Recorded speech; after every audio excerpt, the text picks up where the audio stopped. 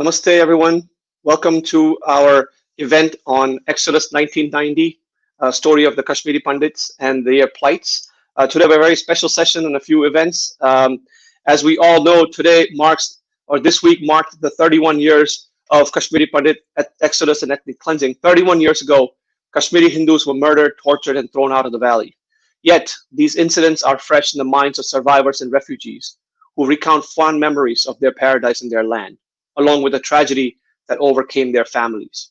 Yet, when they share their trauma and stories, they are often gaslighted, silenced, and blamed for exaggerating the situation. In memory of the 31st anniversary of Kashmir Exodus Day, we are going to be joining with a bunch of esteemed speakers, including defense security expert Jaibans Singh, who we'll hear from soon, on the geopolitics surrounding the incidents of 1990 and the situation on the ground today. In addition, we're also going to be hearing stories of how and why Kashmiri Hindus are pushed out of their homeland and the intergenerational trauma of brave women who are going to be joining us today, and refugees and activists who continue to fight for justice with the hope that someday they will return freely to their land and their roots. So today is going to be a very emotional session, especially the second part, where we're going to be hearing a lot of stories of actual survivors, actual refugees, actual activists who have been working tirelessly to bring justice and return back to their homeland so they can have their ancestral roots back. So welcome, my name is Nikunj Trivedi and I'm currently serving as the president of the Coalition of Hindus of North America.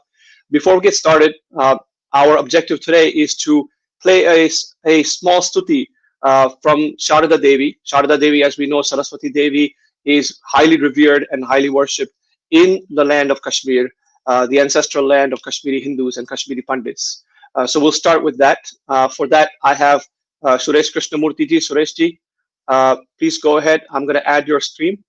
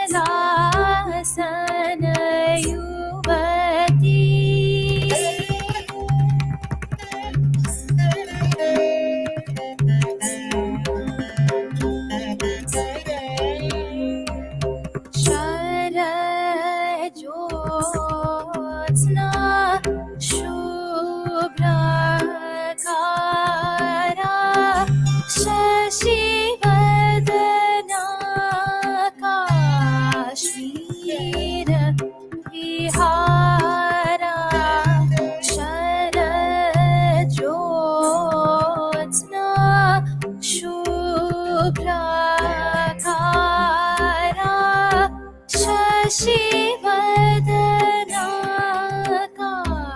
Kashmir vihara परा शारदा पराकुशधरा वरदा भय आशपुस्तककरा परा शारदा पराकुशधरा वरदा भय आशपुस्तककरा सुरार्चितपदाम्बुजा शोभना श्वेतपङ्कजासना सुरगना पुरारी गुरुमुखहृदयरञ्जनी पुरारी स्नुषाका निरञ्जनी Kalavati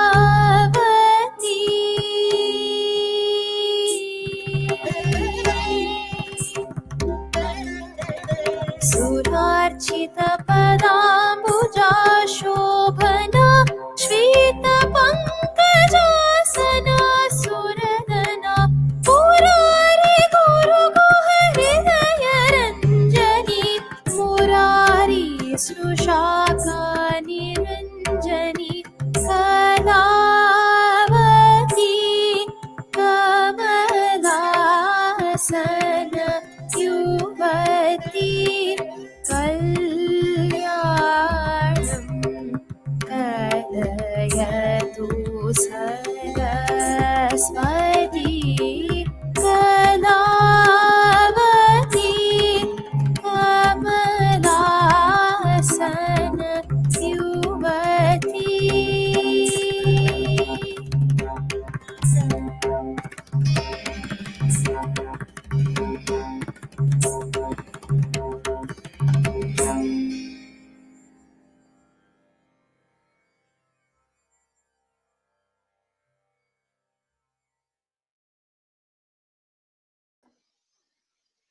Wonderful. Thank you, Sureshji, for that.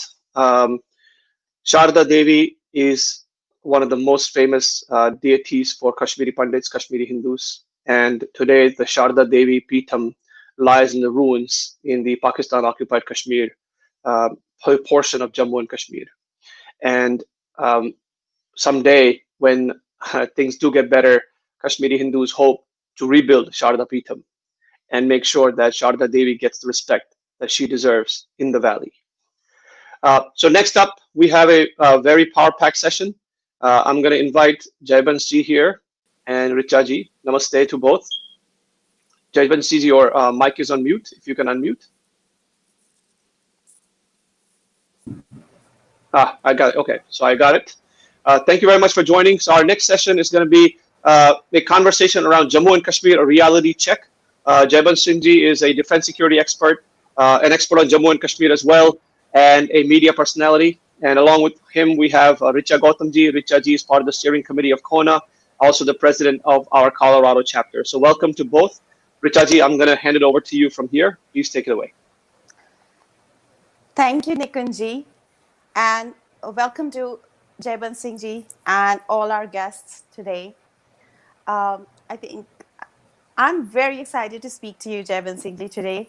Colonel Singh, as I usually call you, is Colonel Singh. You have a very, very unique position to talk about the Jammu and Kashmir issue, and especially because, first of all, you are a Jammuite. You have studied there. That gives you a local touch. Secondly, you were in the army, and you have also served in the Jammu and Kashmir area, handling some of the operations there. And you have also been part of course, as a defense expert, as a communications expert. You've also been part of think tanks that deal with, Jammu and Kashmir study, like the Jammu and Kashmir Study Center. And additionally, I think I'm very excited to know a little bit, at least, about your book, The Tide Turns, which you've written regarding the Jammu and Kashmir. And as usual, as an army man and as someone who's has this positive understanding of how situations can get better, I think the title gives some solution idea that there may be some solutions to what this problem is and how we can deal with it in a pragmatic manner, in a practical manner. And especially given that there is some drive and political will currently in the government in India. But let me also get to the point why we are here today. We are here today because 19 January 1990, 31 years ago, was a black day in the history of a democratic India and in Jammu and Kashmir for sure.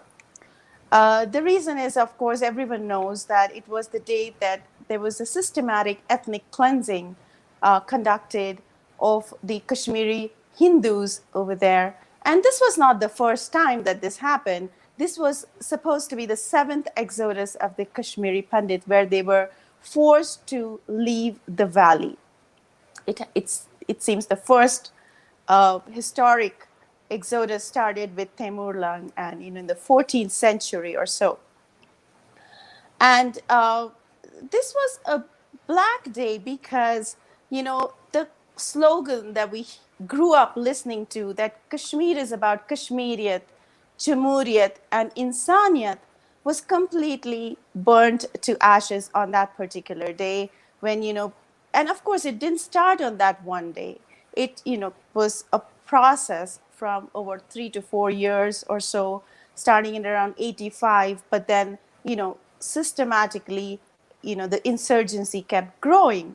And the slogan of Kashmiriyat, which means the spirit of Kashmir, was completely destroyed.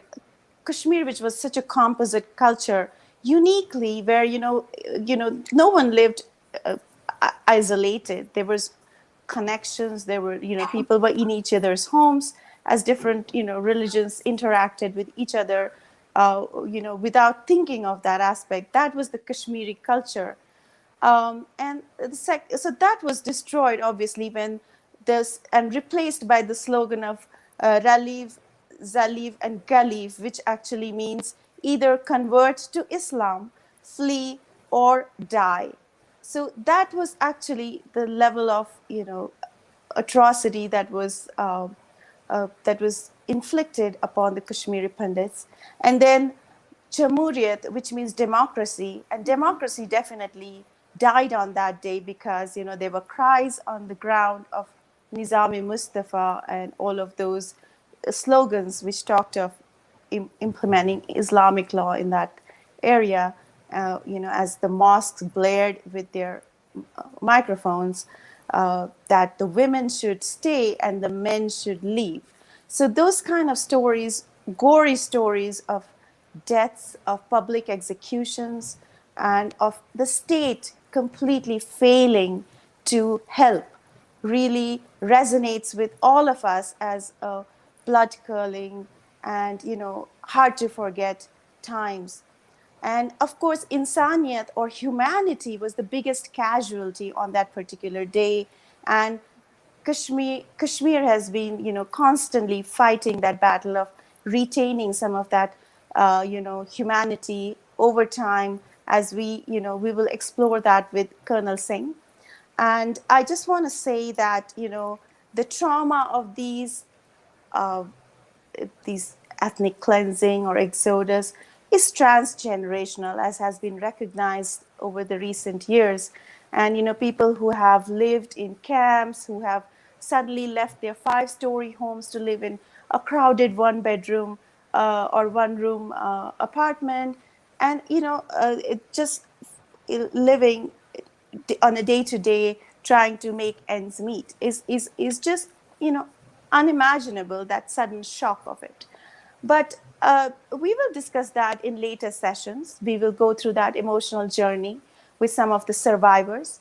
But Colonel Singh, from your unique perspective as an author, as a writer, as someone who's been on the ground, who has grown up there, studied there, and who's been in the army, and who has a unique perspective, I would like you to give us a political and geopolitical understanding of the situation in Kashmir, that has changed and evolved over these 31 years, and how you see it. I would love you to take it away and give us your understanding and a little bit about your book as well. Thank you, Richa. You can hear me well? Yes, I can hear Okay. you. Thank you, Richa. It's always a pleasure to be part of a discussion with CoHNA. And this is a very, very sensitive topic, very difficult topic to address because it is so sensitive. And as you said, I have grown up in Jammu and I have been to Kashmir very often. If you look behind me, there is a cabinet, and that cabinet is made in Kashmir. It's a walnut cabinet, very, very famous in Kashmir. And there are so many other pieces in my house which are from Kashmir. So, Kashmiri Pandits, it's a community with which I have a very special affection because in my school, there were so many of my classmates who were Kashmiri Pandits. Maybe through your channel, I might be getting through to some of them. There was Ashim Rana, there was Anupam Zuchi. Anupam Zuchi's father was the principal of the Chest Disease Hospital in Jammu. And there were so many others, and in college too. And in the army also, even though Kashmiri Pandits are known to be in, bureaucracy and in foreign services and things like that, but the army has got some very, very famous generals who are Kashmiri Pandits and with whom I have served and whom I know. There was General A.K. Handu, who commanded Northern Command sometimes in 85, 87. Then there was Colonel General P.N. Hoon, who was the Western Army commander who died recently. He used to come on the media very often. There is Lieutenant General Tej Sapru, who also commanded the 16th Corps again in Jammu. So there was another general who was my father's friend, General Hirde Kaul, who's very, very senior. So they have a very big contribution to the armored forces, and of course, not to forget Commander Mullah, who commanded and died so bravely in INS Kukhri in 1971. So I have a long association with Kashmiri Pandits, and I know them well. And before we start today, I would like to tell you a very tragic news that another boy, Nishant Sharma, a Naik, also from Jammu, belonging to 10 Jack Rifles, has been killed on the line of control in Punch area due to Pakistan fire. So, having said this, this is a kind of news that one is very used to hearing almost on a daily basis. So, things as far as Jammu Kashmir are concerned are much improved, but Jammu and Kashmir has been through a very, very bad phase ever since the exodus of the Kashmiri Pandits from there, which itself was a very big humanitarian crisis.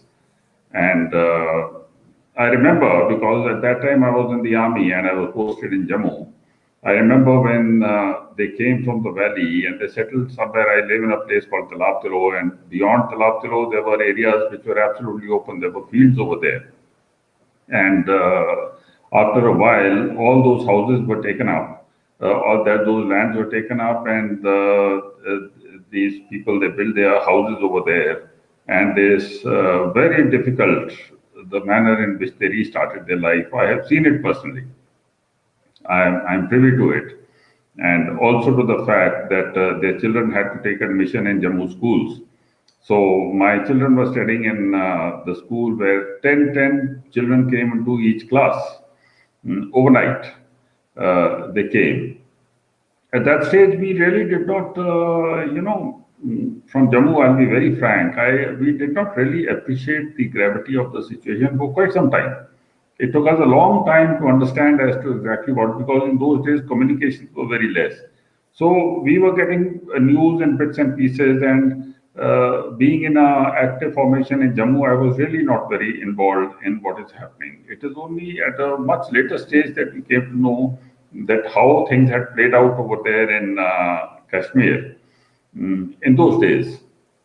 And if So I this may is interject, how. I think that was a big part of that whole narrative that was built, where it seemed like as if they had left. Even Wikipedia says that they left the place. It doesn't say that they were forced to flee. So Yes. that.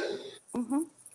Yes, so they all came. They all came. They were living right next to my house, and even at that stage, I mean, we just felt that why has this happened all of a sudden? So that gravity, I said, we did not understand. That Mohan was the governor over there, and it took the army also a long time to actually get into an active operational mode and start contesting those terrorists over there. And there were thousands, they were in thousands. At that stage, I believe there were about 10,000 terrorists who had come from across the border because it was the poorest line of control. Abhi now we have built a very huge fencing over there and things like that, but it was the poorest line of control. And they were very well trained because they had fought in Afghanistan, and they were very well equipped. And they came, and it took the army a long time to actually get to the grip of the situation. And after that started that very debilitating, counter-insurgency operation, which I don't call counter-insurgency, I call it counter-terrorism because they were not insurgents, they were all terrorists. So very debilitating, very brutal counter-terrorism operation started over there, in which we army also has suffered a terrible amount. Yeah, we have lost about, I think, more than 8,000 very brave soldiers over there in trying to, bring about a change in the scenario of which has been created over there by Pakistan. And so it was very difficult, and it was very difficult. But now things are much better. After about 2005, things have improved, and the number of terrorists has gone down. It is now at about 250, 200, 250, and most of them are local terrorists. And they are local terrorists because they are indoctrinated by Pakistan, by propaganda and lure of money. So it's a sort of a stalemate which is happening over there, in the sense that very unfortunately these boys are very less trained. So they get indoctrinated, and within about 2 3 months, they are cornered, and we tell them to surrender. Some of them have started surrendering, but if they don't surrender, they are wasted away. So some are killed, and others come in their place. So this kind of a thing has now started, but at that stage, it was entirely different. At that stage, the people who were coming were highly motivated. They were religiously motivated. They were indoctrinated. They were religiously motivated, and they were very very good soldiers. They were mercenaries. Yes. And fighting with them was like fighting with an army. They were very well equipped. They had the best weapons. They had ammunition in plenty. These boys today, they have 2 3 magazines of ammunition at best. They had ammunition in plenty, and they were. It was really very bad dealing with those people. So one can imagine as to what they would have. They were brutal. They were very brutal. They were sadistic, and they were indiscriminate in their killings. So one can well imagine as to what could have happened, which forced the Kashmiri Pandits to leave the valley. Of course, they had people who were helping them from within the population in Kashmir also. One cannot deny that. In fact, they came also, but it was not as if everybody wanted this to happen. You see, in insurgencies, only a few people help, and that is enough for the spark to take off. So this is the way it was. And after that, after the exodus, I will not say exodus, I will say after the Kashmiri Pandits were forced to leave the valley, the brutality of the terrorists did not stop. In fact, they had been told that this is jihad, and the entire Muslim population is going to be with you, and this and that, and India is simply going to succumb in no time, and Kashmir is going to be liberated. But nothing of that sort happened. the local population did not help them as much as they had wanted the local population to help them. And the India did not succumb. The army started taking them on head on. So those were the days when the mortality rate between the army and the terrorist was almost 1:1. One soldier killed against one terrorist. So this is the way it was. And they were so indiscriminate once they realized that Kashmiri Pandits have gone, but yet Azadi has not come. They turned over to wanton killing of the Kashmiri Muslims themselves. And this wanton killing of Kashmiri Muslims was carried out on both sides of the Pir Punjab. It was carried out not only in the Kashmir Valley, but it was also carried out in the areas of Doda, Kishtwar, Budal, Riasi, Rajouri, Poonch, etc. And there were a lot of Hindus also in areas in the south of the Pir Panjal, and some very massive massacres took place in the villages over there. Budal massacre is one of the big, this thing to talk of what I am telling you. And the Hindus were also forced to leave their houses in areas, their villages in south of Pir Panjal, and they were forced to go and sit in refugee camps which are there near Udhampur. So, in fact, insurgency at one point in time was very, very strong in the area south of the Pir Panjal, and it stayed like that till such time that it was totally finished off by incisive operations of the army sometime in, I think, 2004, 2005. Those areas were cleared of all terrorists. And in the clearance of those areas, the local people helped a lot. We had made village defense committees over there. And even women were part of the village defense committee. A village defense committee meant that we used to train the local villagers on how to fight, and we used to equip them with weapons so that when the terrorists came, initially they could, hold themselves against the terrorists. And by that time, the army patrol would come and would take over. So these VDCs, they helped a lot in containing the insurgency in areas south of the Pir Panjal. But they also suffered a terrible amount over there. So overall, Richa, at the end of it all, Jammu and Kashmir has gone through a very, very bad patch for the last about 3 decades. And it is all because of foreign-sponsored, inimical designs of Pakistan, where Pakistan has always wanted to wrest Kashmir away from India, but has been totally unsuccessful in doing so. And now the situation is such that Pakistan cannot even dream about doing it. So a lot has changed. So this is, but in the meantime, the Kashmiri Pandits have never been able to get back to their own homes, and most of them have had to sell out their properties. And I know, because I've got so many friends, they're living all over the country and abroad. I can see these young ladies and a whole lot of people, I think, from America also over here. Once I went over there, I think it was in 2009, I went to shoot a documentary on the army, Mission, what was it? Mission Army, Desh Ke Rakshak for Nat Geo. And the director was a Kashmiri Pandit. At that time, he must be about 46 years. He had been a young man when all this happened. And he had left the valley, but he had very good memories of the place. So we had gone to shoot in Kashmir, and under a lot of protection, he went to see his own house. So that was a very poignant moment for us, that after so many years, he was going to see his own house, and that also under solid military protection, because he was shooting with the army. So these are the things. This is how things panned out in Jammu and Kashmir in those days. Mm-hmm. Okay, so that was a pretty interesting perspective, because I think a lot of this information, of course, because the insurgency and the terrorism and all was continuously, ongoing, we really don't follow all of that information. Like you said, the south of Pir Panjal, the issues that happen, and the VTC that you talked about. I think those are pretty interesting elements of probably solutionizing some of that, because like you said, that Pir Panjal, that area itself is so it's pretty hard terrain, isn't it?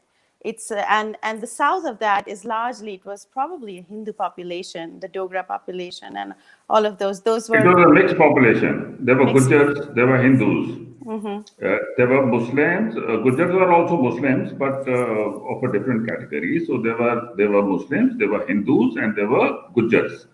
That is how the villages over there are panned out. And this killing has not stopped after that.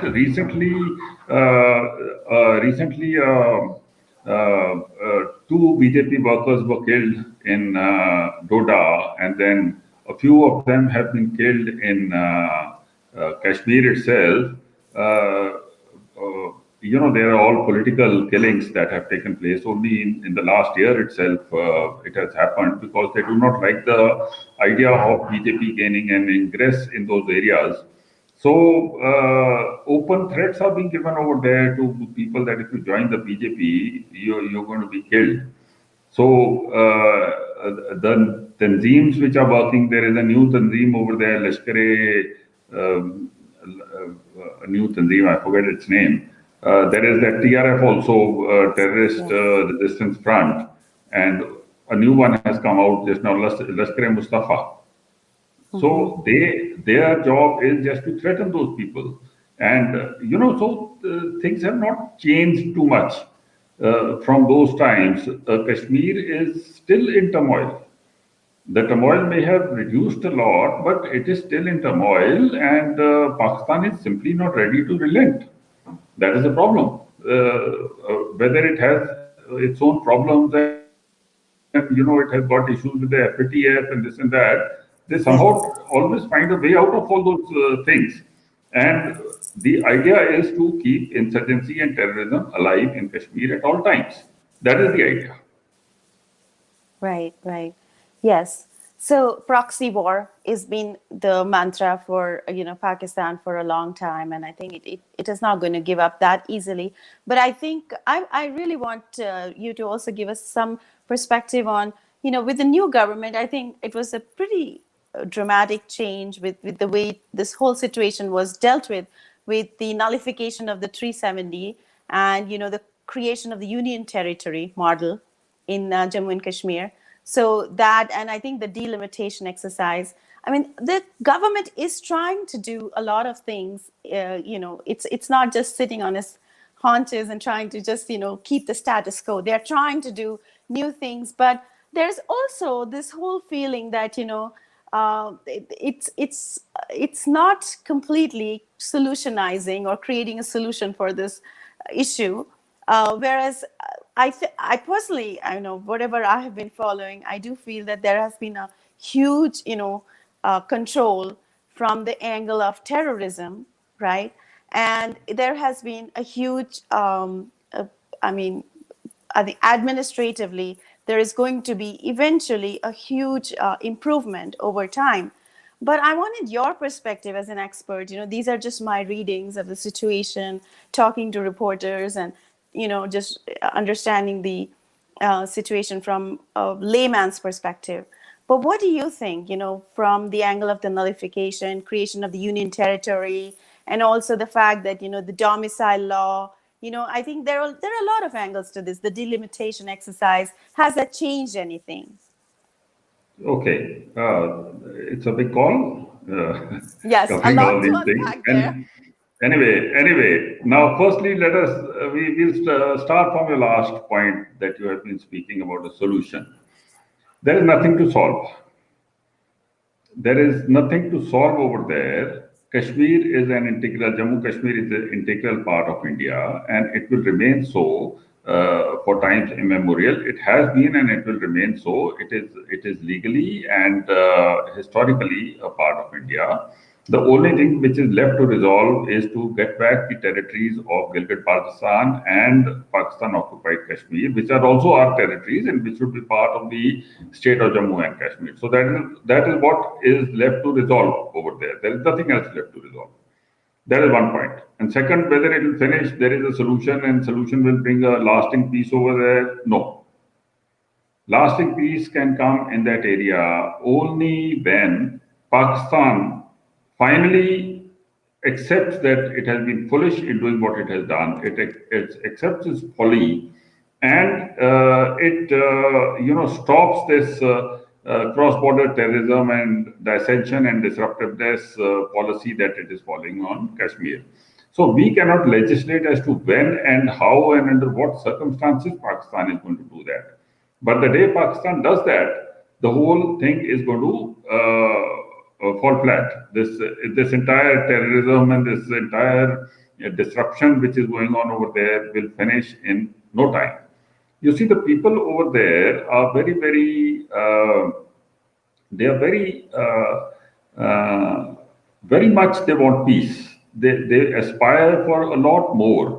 And I was just talking to a Kashmiri Muslim this morning, editor of a newspaper, and we were talking about this only, the return of Kashmiri Pandits. And he says even now, I mean, their rituals and all of the few who are over here, we continue to carry them in the same way. And I think a couple of years back, the Kheer Bhavani festival was held over there with a lot of emotion. That was a few years back. After that also it must be, but that was the first time, so it came out a lot in the media and I also covered it. So I'm sure they must be going there even now also.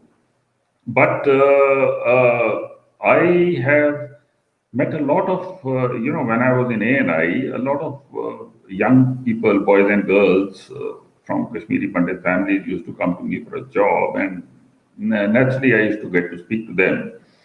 And they have actually not been, they do go to Jammu because some of them have the grandparents there, but they have never been to Kashmir at all. So this is the kind of, fear that the Kashmiri Pandits still nurture about going back to Kashmir, which is very legitimate, I would say. But it is there, and they have never been to Kashmir at all, and they are not allowed by their parents to go over there. So, but the people over there, the Kashmiri Muslims, they do say, some of them say for political reasons, but there are a whole lot of them who are genuine also in their aspiration of getting the Kashmiri Pandits back and, making the syncretic culture wholesome again. Now coming to the point of Article 370 and 35A and the bifurcation. The bifurcation was a long time demand of Ladakh, and Ladakh actually has got nothing much in common with the rest of Jammu and Kashmir, with Kashmir and Jammu. So I think it was a very logical and a good decision to bifurcate. Ladakhis are pretty happy by it. But as far as Article 370 and 35A is concerned, well, there was a lot of talk for so many years of abrogating these articles, but nobody was actually, getting the political will to do so, which was very unfortunate. And believe me, it's a very, very major decision to take in a very sensitive place like Jammu and Kashmir to, abrogate these articles. And fortunately, the government did, get the willpower to do so, and it has turned out to be quite well.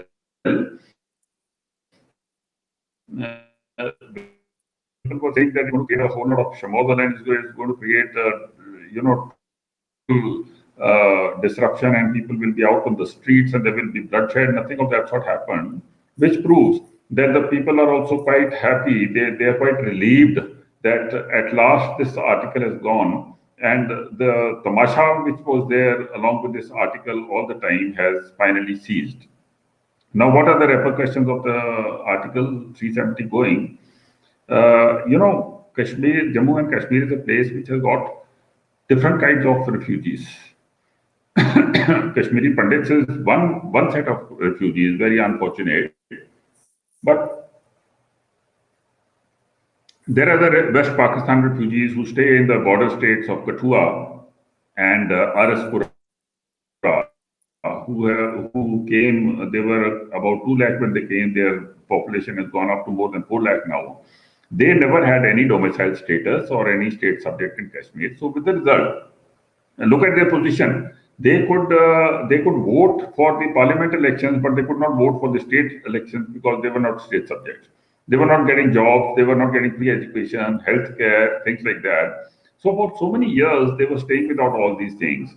They have got their domicile, and the process of giving their domicile has started. They will all get their domiciles. And there was the Valmiki Samaj. They have also got their domicile, women empowerment. So these are the macro level issues that they have, that changes have taken place over there in Jammu and Kashmir. At the micro level, national level, legislations for welfare, they have been implemented, which has really helped the people a lot over there, especially women who were not privy to owning property over there if they married somebody outside of J&K, a non-state subject if they married, so they were not privy to getting property. There are a lot of Kashmiri Pandits who are suffering because of this particular caveat of the government, and now they can buy property over there. Others were also suffering. A whole lot of Kashmiri, a whole lot of friends of mine from the Dogra community were also suffering. So they have also gained a lot of goodwill. So as far as delimitation is concerned, the exercise has started, a committee has been made, but it's going to take a long time. So let us see how the delimitation ultimately pans out.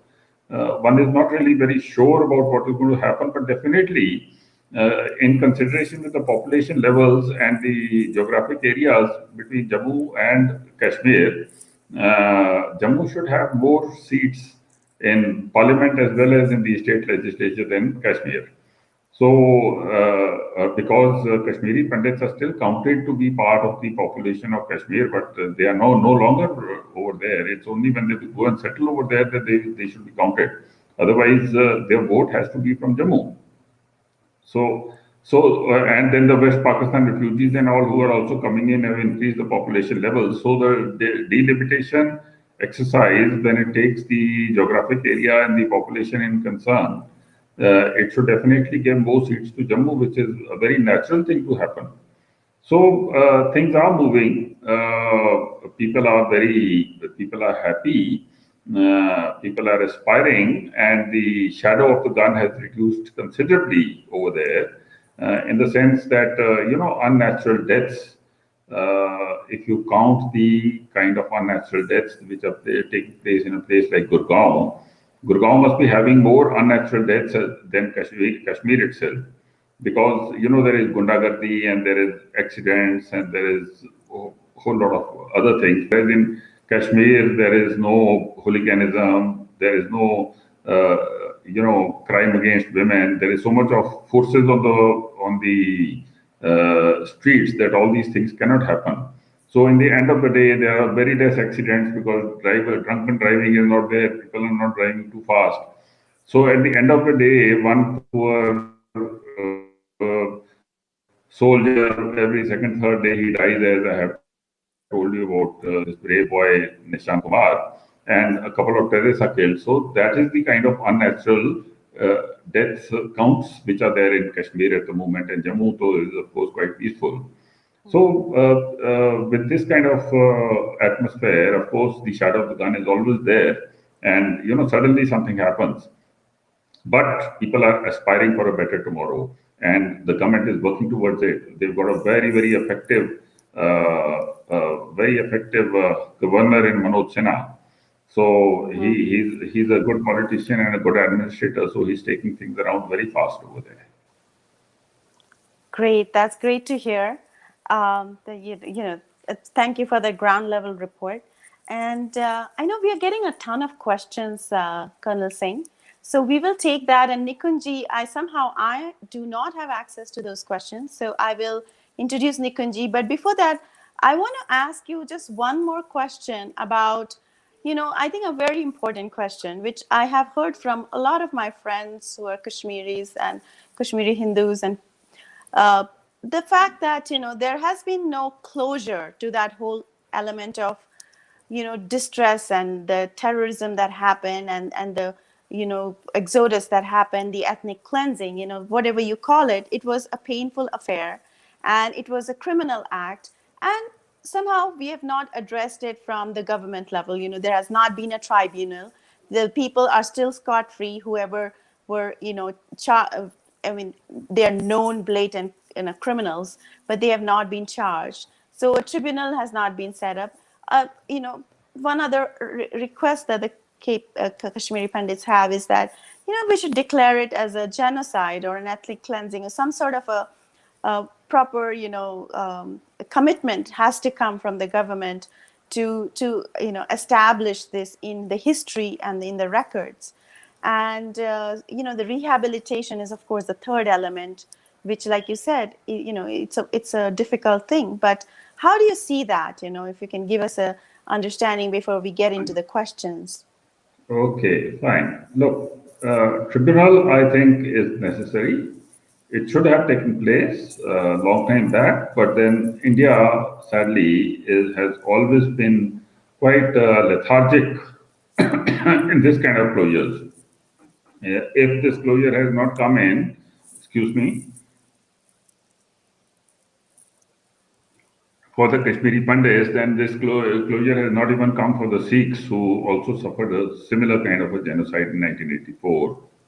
And riots have taken place in Bombay also. They have taken place in Gujarat also. A lot of people have suffered. In UP, it was a very regular affair. Now things are a little better. So I think this tribunal and bringing people to justice has to be there across the country, and definitely it has to be in Kashmir also. Even though catching hold of people over there at the moment, because number one, the people who definitely did this were the terrorists, and not one of them is alive. So who is left to catch over there? Not one of them is alive. They could not go away from here alive. They were all wasted by the army. So the who to catch at this point in time from amongst the Kashmiri Muslims or the local population of that place, but definitely, I mean, the exercise has to be carried out, and it is only when an exercise of this nature is carried out that the actual level of atrocity it comes to the fore formally. Otherwise, what all we are talking about at the moment is only in books, and it is personal anecdotes. But if there is a tribunal and you carry out, then that becomes the formal history of something which has happened. So, in that effect, I think this kind of a legal exercise for Kashmir, for Punjab, for Delhi, for the Sikhs, for the Kashmiri Pandits, for the people in Gujarat, it is very necessary. So, this is my take on that. And as far as settling over there is concerned, I think there is a ongoing discussion between various bodies of the Kashmiri Pandits with the government. So I would personally say that they should build up the courage and go and settle down over there, because probably a whole lot of Kashmiri Muslims who have been their friends would be very happy to see them there, and the situation is not as bad as earlier. So some via media of security, if it is found, and if they can go there, in fact, they should start investing over there before going, so that they have a feeling of oneness with that area, which grows with business. Business is something which can grow a particular relationship. So, but it is government stake. You, me, outsiders, and it is the government stake with their community and with their community leaders. We really cannot legislate on it. True. Thank you. And Nikunji, over to Yep. you. We'd love to hear the questions. Yes, absolutely. Thank you, Jaibans ji. We have a lot of questions, so we're not going to have time to go through all of them. But one of the questions was, in the earlier times, Home Minister Mufti Muhammad Sayyid was in charge. So why didn't he take action? What was these are questions that are like unanswered. So your thoughts on that? Well, he should have. He should have taken action. A whole lot of other people should have taken action. But at the present now, it is very difficult to go into the nuances of why he did not take action. at the end of it all, what they say is that there was so much of turmoil in Kashmir all through those years and all through the years after that. Even for about 15 years after that, there was so much of turmoil in Kashmir that nobody even thought, nobody had the time and the facility to go through with this particular kind of investigation. But I think it would have been better if the governments of the day at that point in time, when the mood was very raw, if they had taken this thing. I personally feel that if it had been done, we might have been able to control terrorism also much earlier. If something of this sort had happened, say 15, 20 years before, then all these loss of life may have come down, because then a whole lot of people would have come to know, especially those who were aligned with the terrorists whom we call overground workers. They would have come to know that the government is very serious about bringing them to book. So yes, he could have done. A whole lot of other people could have done. I agree with it, but why they have not done is something Absolutely. I And cannot if I can answer. just add that, the release of Rubaya Sayed from the terrorists, and, then the exchange of the terrorists in her place was, I think, a turning point in how the valley became really infested with some of the kingpins, who were able to control that whole element. Yeah, that's right. You see, it gave them a lot of local support. For any insurgency or terrorism to carry on, it needs a lot of local support. So it gave them a local support, and which includes a lot of terrorism in the valley, and it took all the more time for the army to neutralize the whole thing, and it took a lot of bloodshed, and it took a lot of pain for the locals also, for the army also, for the nation, for everybody. It took a lot of pain. You cannot even imagine. I have been through. I have been actively involved in the study of the NK for about 17 years now. So I know, even today, I mean, when I started talking, I came to know about Nishant Sharma. It upsets you tremendously. This unnecessary loss of life, and a lot of Kashmiri Muslims were wantonly killed by the terrorists who came from abroad. Their families were ruined. Oh, they were called muktis. They were said that they are informers of some of them were informers also. They were killed very brutally, very brutally. So, when something like this happens, you really cannot legislate as to which side it is going to go. It's very unfortunate. Yeah, absolutely. Actually, related to that, a lot of people were talking about, okay, well, the UN Human Rights Council is meeting next month in Geneva. What can we do to advance the cause of Kashmiris and changing the narrative that it was actually a genocide and not just a voluntary migration? Any thoughts on what we can do to approach the UN Human Rights Council? Genocide has got its own definition of the number of people which have to be killed for it to be called a genocide. So only a very legal person can answer a question of this nature. But by calling it a genocide, you can neither increase nor decrease the pain which has been suffered, and this dislocation within your own country is something that we all have to be pretty ashamed about. So yeah, if they want, they can put it over there. But I personally feel that the pain itself is tremendous. Yeah. By giving it a new name, the pain is neither going to increase and nor is it going to decrease, and nor is the eternal shame of the Kashmiri community over there, which allowed their own people to get out of there, nor is it going to decrease.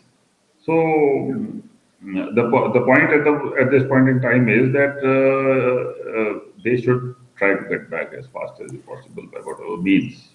And I just want to ask you how that pans out. I mean, if you take it to the UN, it is similar to how, the concept of the earlier when we were talking of taking it to the UN, or how Jawaharlal Nehru took it to the UN. It is not in favor of the country of India. India would probably be put on the spot if you take it to the UN. Am I right in understanding that, or? UN cannot do much about it now. You see, UN cannot do anything about the larger dispute between India and Pakistan. So, what will the UN do about an internal affair of Jammu and Kashmir? As far as Jammu and Kashmir is an integral part of India, it becomes a localized issue. So UN really does not interfere too much in localized issues, and that also one which has got a gestation period of a couple of decades. So I really do not know because I'm not a legal expert. I do not know what can be gained out of it. But as a normal human being, as a soldier, what I am saying is I am repeating again that the pain and the shame does not increase or does not reduce by it being called a genocide by the UN or not being called a genocide by the UN. It is very real. So we are the people who have to face up to it and see how it can be ameliorated. And for that, I think the government should work very, very closely with the Kashmiri Pandit community and see how it can be done. Thank you. Another question was, looks like now the army enjoys more confidence with local Kashmiris, as you had mentioned earlier, Jaibans Ji. We also understand there were something to rocks throwing and all that stuff, and there was this whole discussion about youth being radicalized and all that stuff. So on the ground today, does the Indian government enjoy more confidence amongst the local population, which is, I'm not going to say local Kashmiri population because that's part of India as well. But the idea is there was this friction between the local population and the Indian government. At least that's how it was portrayed in media.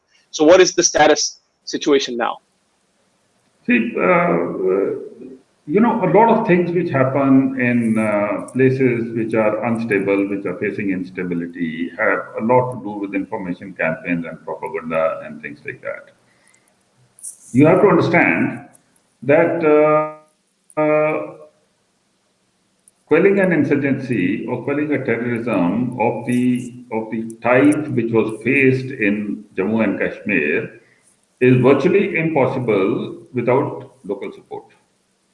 So at the end of it all, if terrorism has been brought to a level today where it is negligible, is the onus of this thing does not lie only upon the operations of the army. It is as much because of the locals and their courage and their bravery. How do we get the information? We get information basically human intelligence. So imagine the guts of the person who knows that if the terrorist comes to know that information has been given, so many of them have died because of this. So many of the civilians have, their whole families have been butchered. I told you earlier, for being mukbeeds, for being informers. But the information comes from them, and it is only when the information comes that, so therefore, if the information comes, that means that there is a lot of trust between the security forces and the local people. Otherwise, the information would not have come. So this trust has been over there for a very long time.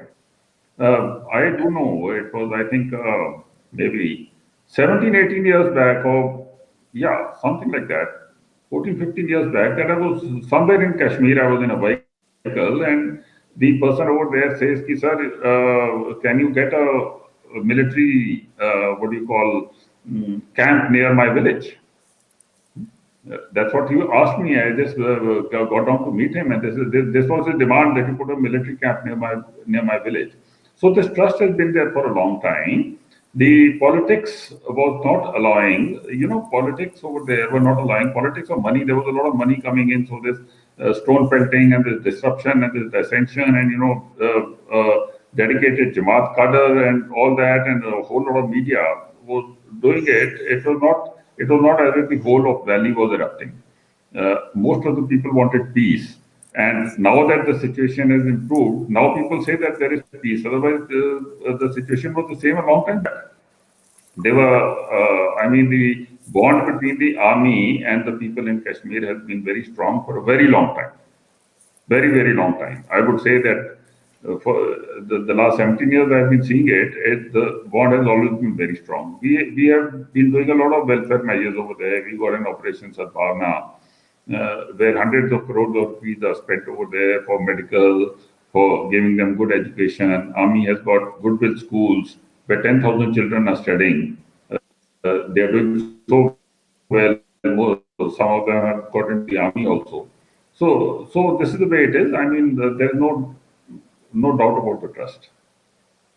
Yeah, and I can testify We are to very that because confident about it that we are good friends with you.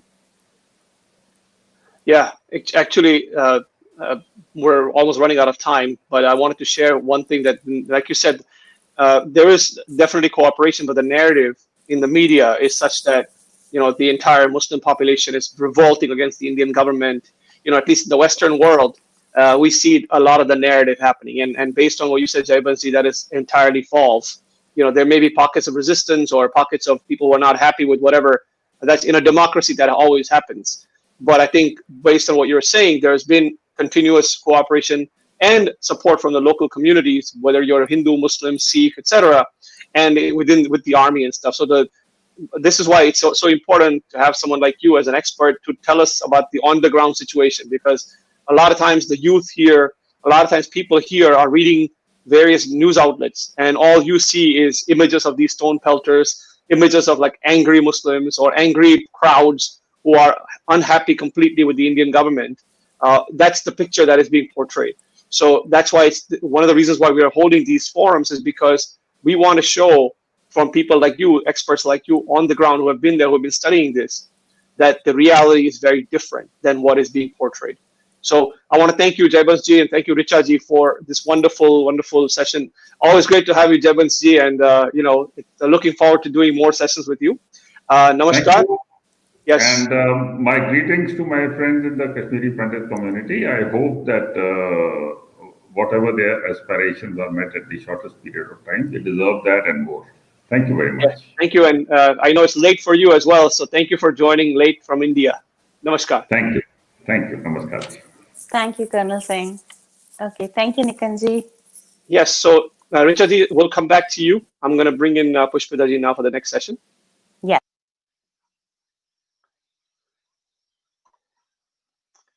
So our next session is going to be actually a combination of sessions where we're going to be talking about actual stories and actual discussions from Kashmiri Hindus, refugees, and activists. The first part of this session is going to be what we call refugee in my own country, the pain of the Kashmiri Hindu exodus as a lived trauma. So here we have Pushpita Prasad ji. She's on the steering committee of CoHNA as well. Pushpita ji, welcome. Namaste. And I'm going to add our esteemed panelists as well.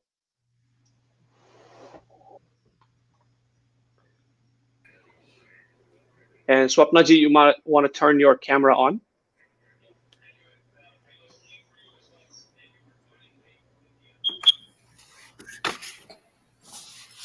So namaskar everyone, welcome. I will let Pushpita ji drive from here. Pushpita ji, go ahead. Namaste everyone, very excited to be here. This was a fabulous session that we just had, and I wanted to thank everybody for joining. We are going to have a very interesting discussion, I think, with some of the people who are actual survivors of the incidents that we just heard described about. It is a very emotional discussion. The losses that we are going to hear about are as personal and fresh today. The memories are as raw as they were on that fateful week 31 years ago. I'm going to take a minute to introduce all of them. But before we start, I just want to thank everybody again for being here. As we talked about this discussion and this panel, there were some very raw emotions. And if those come through today, we ask for your forgiveness, but this is very personal to everybody on the panel. So today we have Dr. Shefalika Ban Kotwal. She is now based in UK, and she was in her 20s when this exodus happened. And she also has she's a psychiatrist by background, and I'm very interested in hearing her perspective on these stories, because as we have discussed in the earlier panel, there is a lot of intergenerational trauma. There is a lot of hidden trauma that comes through in the years and decades that follow after an incident like this. We also have Ruchi Kola, who is based in the Bay Area and works in the technology industry. She was a teenager when the horrific events of 1990 happened. And then we have Nirja Sadhu Kaul, who was also had to leave Kashmir in that fateful year. She was based in Srinagar and was in her 20s and has very interesting perspective of being a college student, as well as Amrita Kar, who's our youngest panelist and was 4 when this exodus happened. And while you might think a 4-year-old is innocent and protected, she was unfortunately still caught up in this, and even the innocence of childhood could not save her. And we also have Swapna Energy, who is an active Kashmiri refugee and activist. So, without ado, I would just like to start. We heard the stories of 1990. The mysteries are fresh, but I would love to just start with a quick what stands out from for you from that era, then and now. So maybe Shafalika ji, you can start. Inviting us. Um, well, you talked about our memories of that time. So I was 18-year-old then, and there are some things which stand out. I mean, there is a commonality in what we all will say, but there are some things which are very specific to each one of us. So I will discuss what was specific about that night to me in particular. And of course, the general theme here is of terror and feeling vulnerable and traumatized. And 31 years later, the story is still the same. So 1990, January 19 was a very traumatic night for us. And we were all in different stages of our life. I was 18, somebody was a teenager, somebody was very young. Uh, but the trauma was the same for all of us. So if I tell you my own memory of that particular night, I'll start off with that.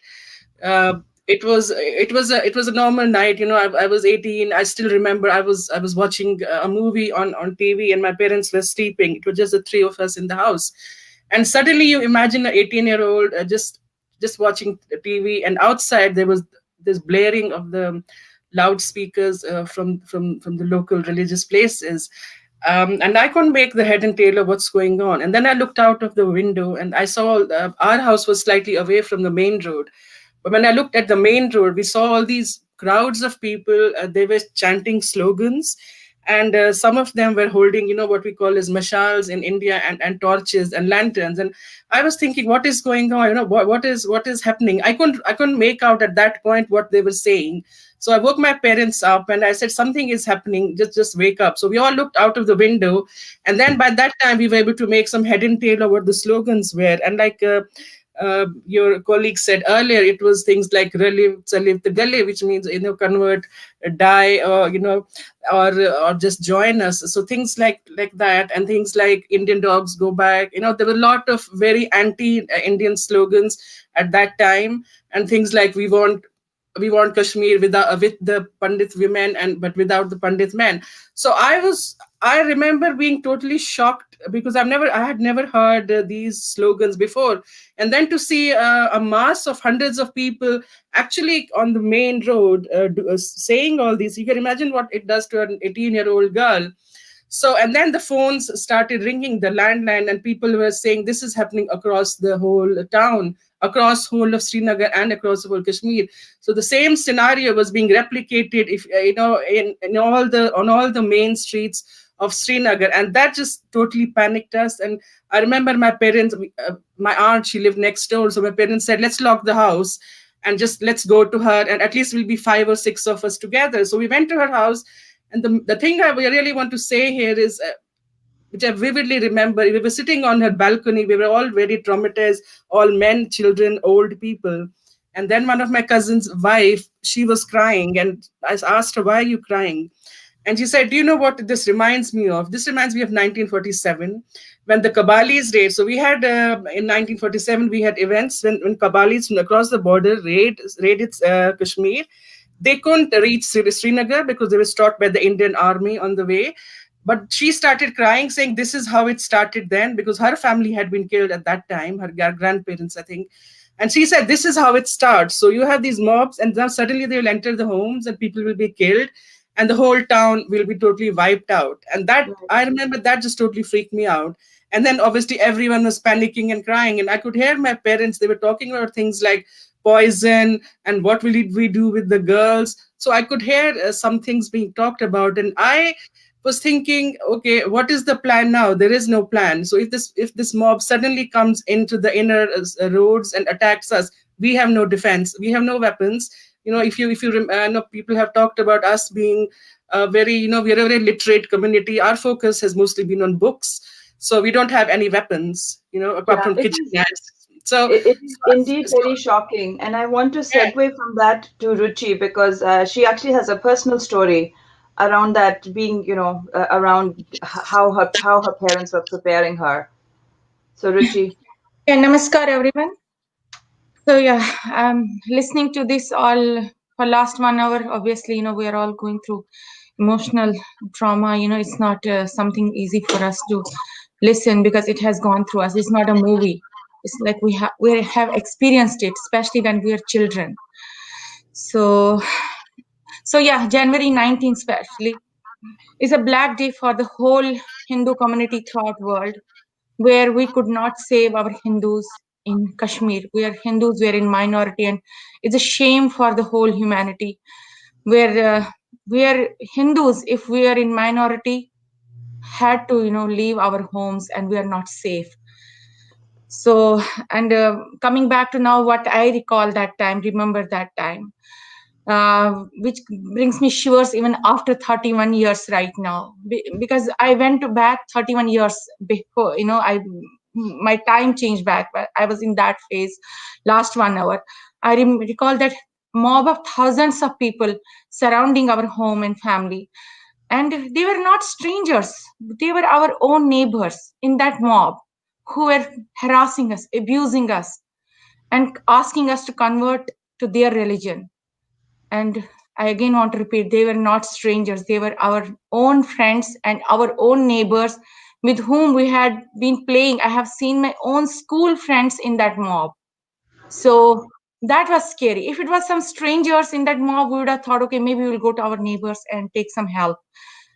But when your own people come to, kill you or ask you to convert to their faith, that is scary. Then you are totally unsafe. And in that phase, and it was not one time, it was like it was happening, like I think it became more intense from 1989 October onwards. That's what I remember. So it used to be every now and then my mother actually from I think 1989 beginning onwards only, we felt very unsafe as Hindus in Kashmir. And my mother had taught me that because some incidents also happened, they took away girls from Hindu families, did all that bad nonsense things which we can't even take on our tongue also. So and my mother was also very young that time, maybe early 40s. So she had taught me, that, and I was the only daughter in my home. I had two brothers, so always the whole attention used to be on me. Like I was feeling like I'm the curse in the home, because my parents both were more worried about me than my brothers. And my mom was to tell me that we have a, if somebody enters our home, and being a Hindu family, we don't even have a sharp knives also to defend ourselves. We don't have any knives, vegetable knives where we can defend ourselves. So we have nothing to protect ourselves. So my mother used to tell me that we should go to a small storeroom. We used to have small storeroom in I am born in Srinagar, Kashmir, and in a place, and she used to taught me, we have a storeroom where we used to keep grains for whole winter time. In every Hindu home, it used to be the, like we used to have that to go down kind of thing. My mom says, if anybody breaks our door, we both should only focus us on me and my mother, not on my father, not on my two brothers. It was looking like me and my mother is like something, no reason for the curse on our family. So she had taught me to take that poison. I remember there was something in the cupboard which I never touched, thanks to my Ganpati Baba, which I never touched. But my mother has told me that there's a poison. We both should take it and, die. And that's how we can save the dignity of our family. So that was shivering for me to understand. Like I was feeling that the life of a girl, I was not knowing girls have equal freedom and equal rights like boys, because that is how I was not brought up. I was brought up that I have to die, not my brothers, not my father. Me and my mother only has to die if somebody enters. That was a big trauma in my mind until we actually left Kashmir and reached to Jammu, and then I felt, freedom of, that, oh no, I can live like boys can live, men can live. And these slogans where they used to always come, as I again want to say, from our neighbors, from our friends who were in the mob, they were giving these slogans that you convert or be ready to die. And they used to say, we are interested in keeping only Hindu women safe. We don't want to kill Hindu women. We only want to kill Hindu men. Now, at that time, I did not understand what all this means. Now you can understand what this means. Why they wanted to keep Hindu women safe. That's the trauma, it will never go away from my mind. That's what I remember when I was in Srinagar, and that's when I remember, what having gone through. Very sad. And Neeta ji, I would love to hear from you. And I just want to say, Neeta ji is also fighting a fever, so we really appreciate her being here. Thank you so much, Pushpa. That's okay.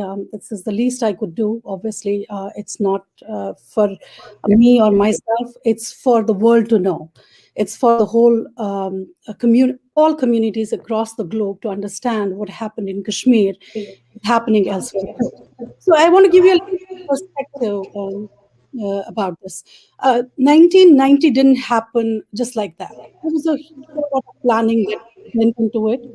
Obviously, as very naive, innocent, God-fearing, law-abiding citizens of the valley and the country, we never ever paid attention to it. We were just focused on jobs, studies, making our life, and just staying calm. We made so many adjustments and changes in our day-to-day life so that we don't make any statement of that kind, like we were patriotic Hindus. We've never said it, being there in Kashmir. We were law abiding. We never had any issues with any neighbor, be it from the majority community or the minority. So the perspective I want to bring in here is it didn't start in 90, it started in 86, when the southern part of Kashmir, Anantnag, witnessed looting and vandalizing of Kashmiri Pandit homes and temples, specifically targeted. At the time, obviously, we didn't recognize it till 1990 happened, and we could kind of correlate the incidents. And to add to this perspective, I do want to say, because somebody mentioned it on Facebook, that how come Mufti Muhammad Said didn't act? He was actually the chief minister of the state at that time. So you can pretty much understand what was going on there. Late 1988 and 89, we could see clear changes in the population of the majority community. The attire changed, the demeanor changed, talk changed, walk changed. There were verbal, written, telephone threats openly. And I mentioned it to you yesterday also. My dad received several, the contents of which he never shared with me till he passed on to the other world. In 2017, he mentioned it to me, what actually was written in those notes, because they were written in Urdu, and they were coming from the area commanders of the terrorist outfits. So what was written in there was, you either get out of here, or you just join us, or we're going to kidnap your daughter, we're going to burn you along with your homes, or you just leave this place. That was what was written in those letters. So I never knew what was the actual content of that letter. So he kept it from me, obviously for a certain reason. He was a dad and he didn't want me to get affected with it. Now, all these posters, etc., they were not only sent to us personally.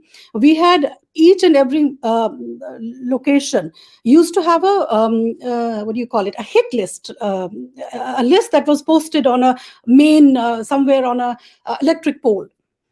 So as to say, in India, there are so many, huge, those electric poles, and they used to be posted on there, and they used to be a hit list, and you could see your names on there. I couldn't read Urdu, but then people who read it, my father was on there. So you can imagine, though I didn't personally read it, but when I was told about it, you can imagine the terror, the kind of, it was agony, it was pain. Even then, obviously you don't want to leave your home. I just want to correct this once for all. Please stop shaming the victims. Please stop asking questions of the victim. We are victims here. Yes, it took us 30 years to talk about it. Yes, it took us 30 years because it takes a generation to settle down again from what we have been through, after evil we have been through. Our parents had their kids to take care of, our parents had their parents to take care of. They didn't have time to go out and scream their heads off that this is what happened. They kind of took this time to build our lives. And in the process, they lost their youth. In the process, we lost our youth. But we did not go into something like taking revenge. We didn't pick up guns. We didn't shoot anybody. We didn't kill anybody. We didn't land up in jails. We made our lives. And if you happen to see our Kashmir festival that we recently concluded, a month-long festival, that's where we showcased our strength. That is our strength. Our strength is what we are contributing to the society. Right. And that should not be shamed. We are the victims and we need to stop shaming the victims. I'll talk about it more when you ask. I'm sorry, I went a little over. No, that's okay. Amrita, do you want to just close off this section? I know you were 4 years old, as you mentioned. You're mute, Amrita. Hi, namaskar everybody, and thanks Pushpita. Thanks to CoHNA for inviting me. And I mean, I think with when I was in Kashmir, and when you are of that young of an age, you only remember things that are extremely impactful. And I remember very, very fond memories of snowfall and, playing with my sister and stuff like that. Also, a very strong memory, which was negative. So it's just in scenes that I remember, and this particular scene I just cannot forget. And my sister, when she read an article where I had shared this, and she said, "I remember every bit of this." And but me and my sister have not talked about it ever in our lives to each other.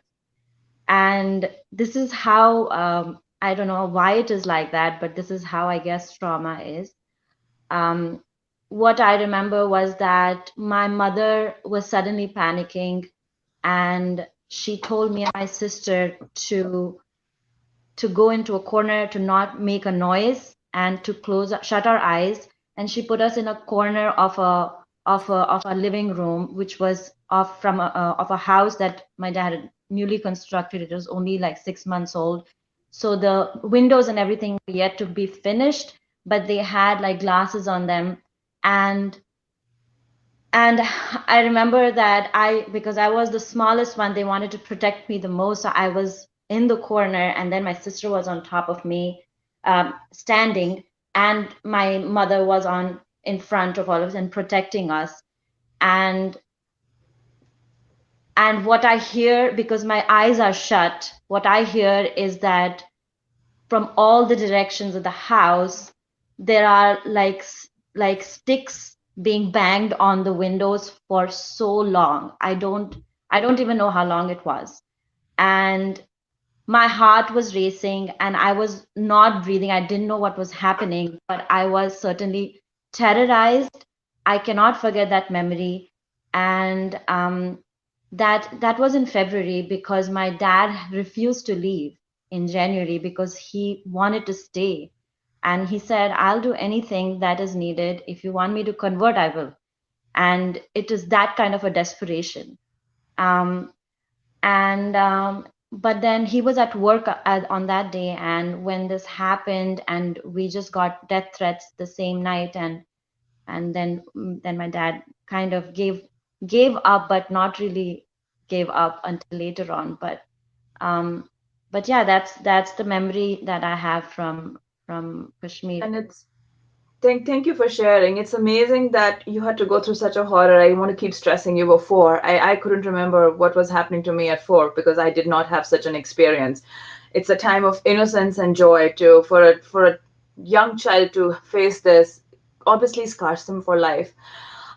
You have all talked about buried trauma, and I've heard your stories. And I think that is a very important point because 1990 happened. Unfortunately, one aspect I want to come back to the hidden trauma, but before I do, I want to also talk about the fact that when 1990 happened, there wasn't a lot in your own share experiences. There wasn't a lot of media. Even landlines were scarce. Every family didn't have a landline. It was considered a status symbol. There was obviously no internet. So to see the kind of coordination that you're talking about, that Nijaji talks about, and everything, that how did people know? How did everything happen in such a coordinated manner? Today, in the age of the internet and social media, we find it hard to come up with such a coordinated response. So, Can I talk Nijaji, about? anything? Yeah, actually, because I didn't talk about the 1990, January 19, 1990, as we call it the Exodus Day, but it's a genocide day. Um, what happened on those streets that night? I don't want even our enemies to even face that, to be very honest, because it's something which we shudder and shiver just the thought of. Still, I mean, at this age, I still shudder at the very thought of it. So I don't want anybody to go through that.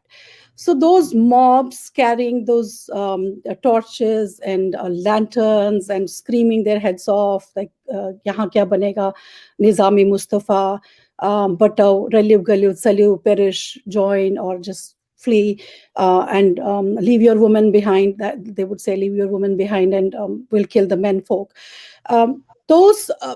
It was surreal for us, to be very honest. Initially, we didn't even know what is happening. We thought, like, me in my personal space thought, because my dad has gotten threats, so they are coming to kill us. So for me, it was like, okay, they are coming to burn our house, burn us alive. So what is the immediate response? You turn the lights off in your home. What's that going to do?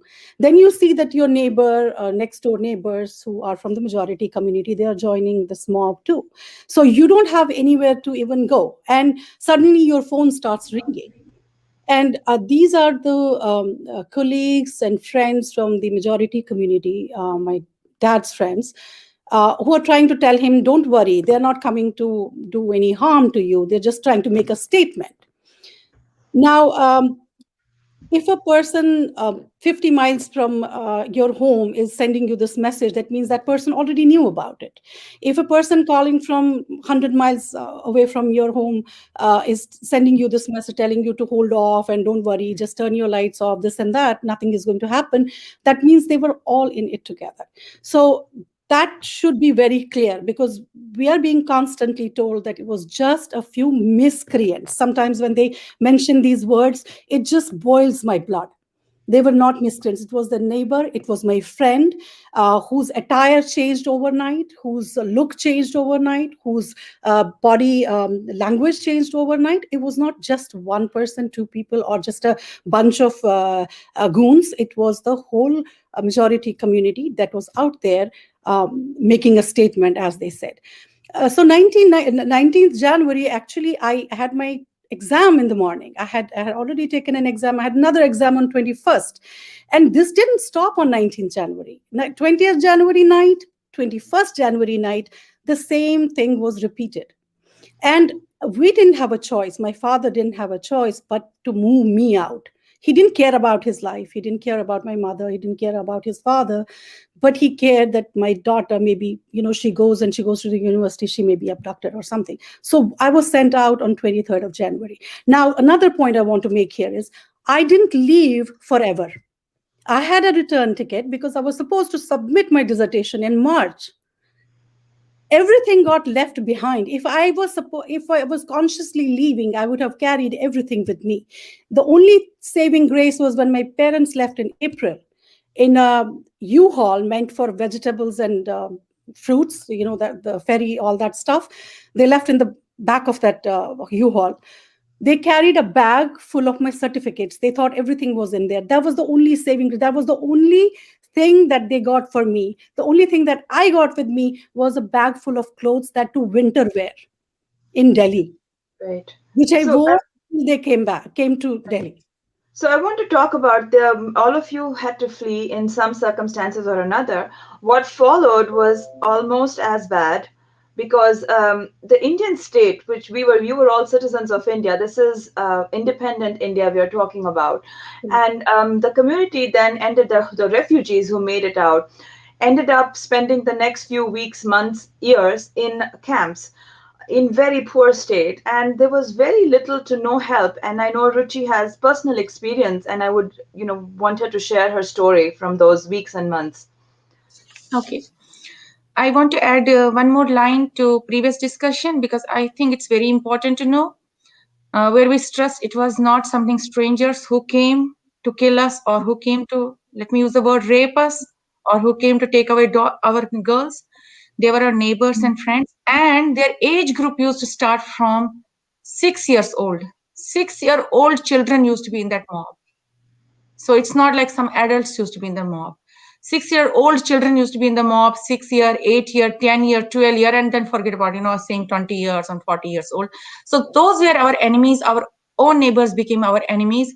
And when you have a 10-year-old or 8-year-old child throwing stones at your home, then obviously that place is not safe for me as your neighbor. So yeah, obviously then we left before January 19th, actually, 1 week before that. We could not stay till then because already there was so much fear, especially in our neighborhood. We lived in an area which was a huge target for these people. We lived in a Hindu minority area, like few homes together in Srinagar, and that was to be mostly targeted by these so-called, other community people. So when there was in that period only there was rape case happened with one family few blocks away from our home, like not very close to our home. One mother daughter was raped, killed, and their father was killed, and their son fortunately was playing outside that time. He was not there, otherwise he would have been also killed. And thanks to Ganpati Baba, he's still surviving. I talked to him maybe like 15 years ago when I was in Jammu, like in 2010. I met him, he got married, he's married now, he's happy kind of, yeah.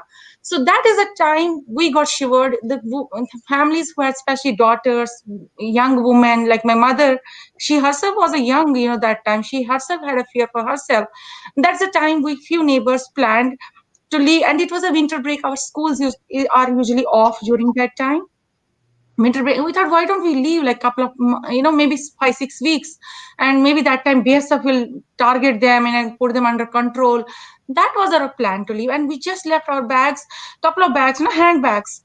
And I still remember that scene. My mother in early morning, like I can say 3-4 in the morning, she locked the door. I still remember that scene only now, and packing few things for ourselves. We are going for 3-4 weeks or 6 weeks at the maximum out of our home. So packing, and then we went in that, kind of, it was not a kind of bus, it was kind of minibus, kind of truck kind of stuff. And we all, and in such a way that we should not make a noise of locking our doors because our neighbors will come to know. So we are not having fear from outsiders, our own neighbors.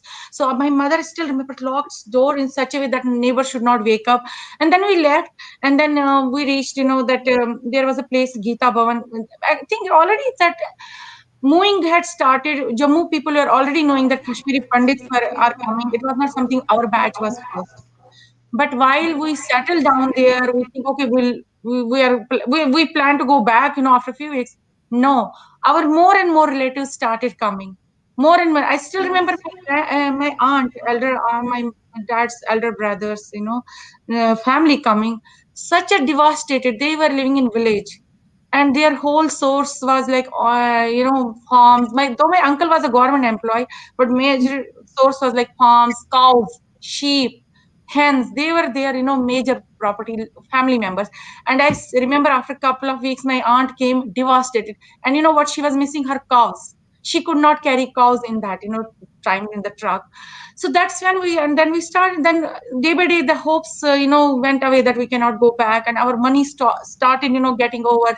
But I should say one thing on the public platform and global platform. Even though we say communication was not there, which Pushpita said few times, I don't know then how BJP and Shiv Sena and RSS teams came to know. They were from the day one helping us. I don't know what mode of communication was there, because when I reached Jammu, BJP was there. helping us. BJP was not in a power the way right now BJP is famous throughout India or even world. BJP was a small organization that time. BJP, Shiv Sena, Bal Thackeray ji. How did Bal Thackeray ji come to know in January 1990 that there was not a communication happening? And RSS, these are the people. If you find me bindi on my forehead right now, it's because of these organizations plus the local Hindu and Sikh community of Jammu. I should not stop, forget to thank about those people. If you see right now bindi on my forehead, and if you see my mom and dad surviving still, and I have to add one more thing. My father, this is his second time this trauma, because in 1947 he was a child, and that time also it happened same thing. My grandmother that time became a refugee, though they were the landlords in their area. I am from Handwara Langet actually in Kashmir. My father is from that, though I am born in Srinagar. My mom is from Srinagar. So my dad has gone through the second. If Amrita remembers this thing, my father also remembers that 1947 era when my grandmother had taken the small children in her lap and begged. Actually, my father said, and my mom said, my grandmother has begged that time for food in Srinagar itself, Kashmir. So that is the thing, it did not happen to us one time, it happened to my father two times. So that's what Yeah, happened. it's very tragic that your family has had multi-generational experience between just in your own family. We've heard about the seven exoduses of Kashmir, but in your own family you have seen at least two, and And my that is great very grandfather very was shot. My great grandfather was shot in 1947. right. But if we can, I know that then you were talking about the camps, and I think a lot of you have mentioned that you were all living in Kashmir, and even something as simple as the temperature, because the camps were not well outfitted at all. It was mud floors, just a cloth tent. It really affected people as the summer hit. There were the snake bites, the mosquitoes, and how you coped through some of that. Question for me? Yeah. Okay, okay. So yeah, obviously, we are used to live in palaces. Kashmiri Hindus were very well off in Kashmir. We are all rich people, landlords. We have never seen those kind of situation where we have to live in the floors, and we have to sleep on the floors. We are very well off. All So I think Kashmiri you Hindus. mentioned your Yeah, grandparents were impacted directly, right? yeah, yeah. My in 1947, No, no, I'm from. in the camps. Oh, right, right. My grandparents, that generation, whoever was above 60, they could not cope up. Couple of things. We are young, we could cope up changes, hot temperature going from 24 degrees Celsius directly to 44 degrees Celsius. We have not seen 44 degrees Celsius in our life. And especially we children could cope, or my mother, parents who are young, but people, grandparents stage, age 60 above, they could not cope up with this high temperature, trauma, shock. Especially, I still remember now some relatives who were at the age of 80s that time. Can you believe an 80-year-old man and woman who is living in their, retirement area in Kashmir, and suddenly you're telling them to live in the tent? How they can, manage all that? And they were also under the fear of getting, abducted. Can you believe a 80-year woman, Hindu woman, was not safe in Kashmir? We had to even move them also. So obviously, it was, I myself have fainted because of that temperature multiple times, and there was no food, there was no proper water, sanitation. There was a lot of, and I had to mention this thing, people above 60 passed away like one after another in first 6 to 7 months. We are always hearing deaths, and that was an indirect murder by these militants, even though Right. they were not killed by these militants directly in Kashmir, but that was indirect murder from them. Because in first 1990, I remember so many of my relatives passed away, whether because of trauma, and mostly above 60 years of old. And then we did not had food, we did not have clothes to wear in the beginning. Though I have to admit, my mom and dad are government employees, they still get now pension even at this age. But that time there was no money till the like next few months there. And Mm. I cannot stop thanking Shiv Sena, BJP, who gave us clothes to wear. I have myself worn those second-hand clothes. They gave us fans, they gave us food, they gave us buckets, they gave us basic necessities to live. They gave us support, they gave us confidence that don't worry, we are there for you. And because of looking, and obviously Hindus of Jammu, Hindus and Sikhs of Jammu, local Jammu, they give us confidence that we are there for you. Don't worry. If you lost your homes, if you lost your everything, but you did not lose your dharma. You did not lose your religion. You did not lose your faith. That is a strong thing we carried on with us, and you will survive. And we are there for you.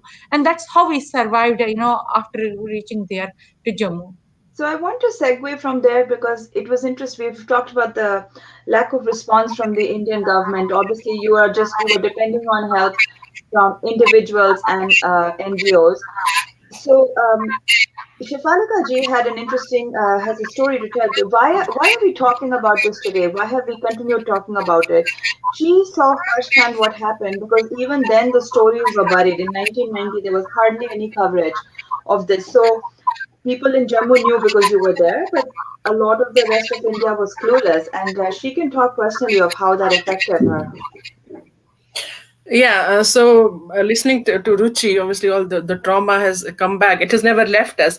So you talked earlier about poor communication, and I just want to go back to the point of how did the locals were so coordinated, but we weren't. So that again tells us the story of how it wasn't just January 1990. This thing has been brewing for a few months or a few years, and it was only us, we didn't know what was going to happen. So when I look back, I feel really stupid and naive that we were the only inhabitants of that place who didn't realize what was going on. With the rest, it was a very coordinated thing, irrespective of, there was no internet, there was no phones, but everybody else apart from us seemed to be very coordinated. Now coming back to when we reached Jammu, again there was zero media coverage, and that is something I feel really strongly about, because we are living this is not, this was in 1947 where things were totally chaotic. This is 1990.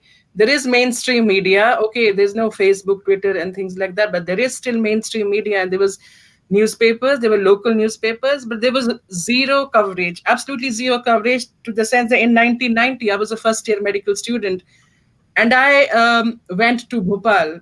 For a few months I didn't know if I was going to be able to continue my medical studies, but then eventually we were told that we were being sent in batches to BJP governed states in the country where we would get to play. So me and two of my friends, we were sent to Bhopal Gandhi Medical College, which was very good. But then when I reached there, I realized that the rest of India has no clue of what's going on in Kashmir, because here were three of us, and we suddenly landed one day in a new class, and people were looking at us and wondering why are these three people suddenly here? What's going on with their own medical college?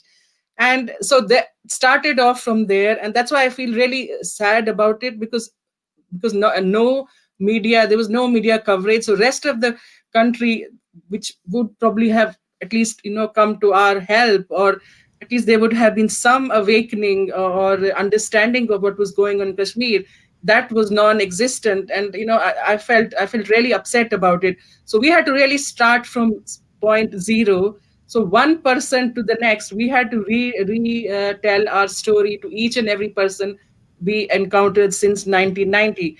Whereas if there was some media coverage, at least the rest of the India would have understood what was going on, and at least given us some help, or at least even a kind word. But that wasn't happening, because no one knew what was going on. And this was replicated not just to me, it was replicated all across the country, because we went in different batches to various parts of the country, and no one seemed to know. And so that was very shocking. Yeah, I think that was really shocking because I think as a human, people would have interacted differently and been more accepting had they known the context in which people were suddenly showing up in their cities. That is just the way humans work. But this really goes to show the importance of forums like this, communications like this, and why these stories should not be allowed to die out. Because you guys have talked about multi-generational trauma in your own families, and every time we forget these stories, we hope that we can move on, and I would definitely want to talk about the topic of moving on. But do we I really just move on? Some of want these to, if you experiences don't come mind, back to haunt us. just one point to make. To Shafalika's point of media coverage and all, local newspapers did carry the threats that these terrorist organizations would have for us. They had the time, energy, money, resources to carry those threats in their local newspapers.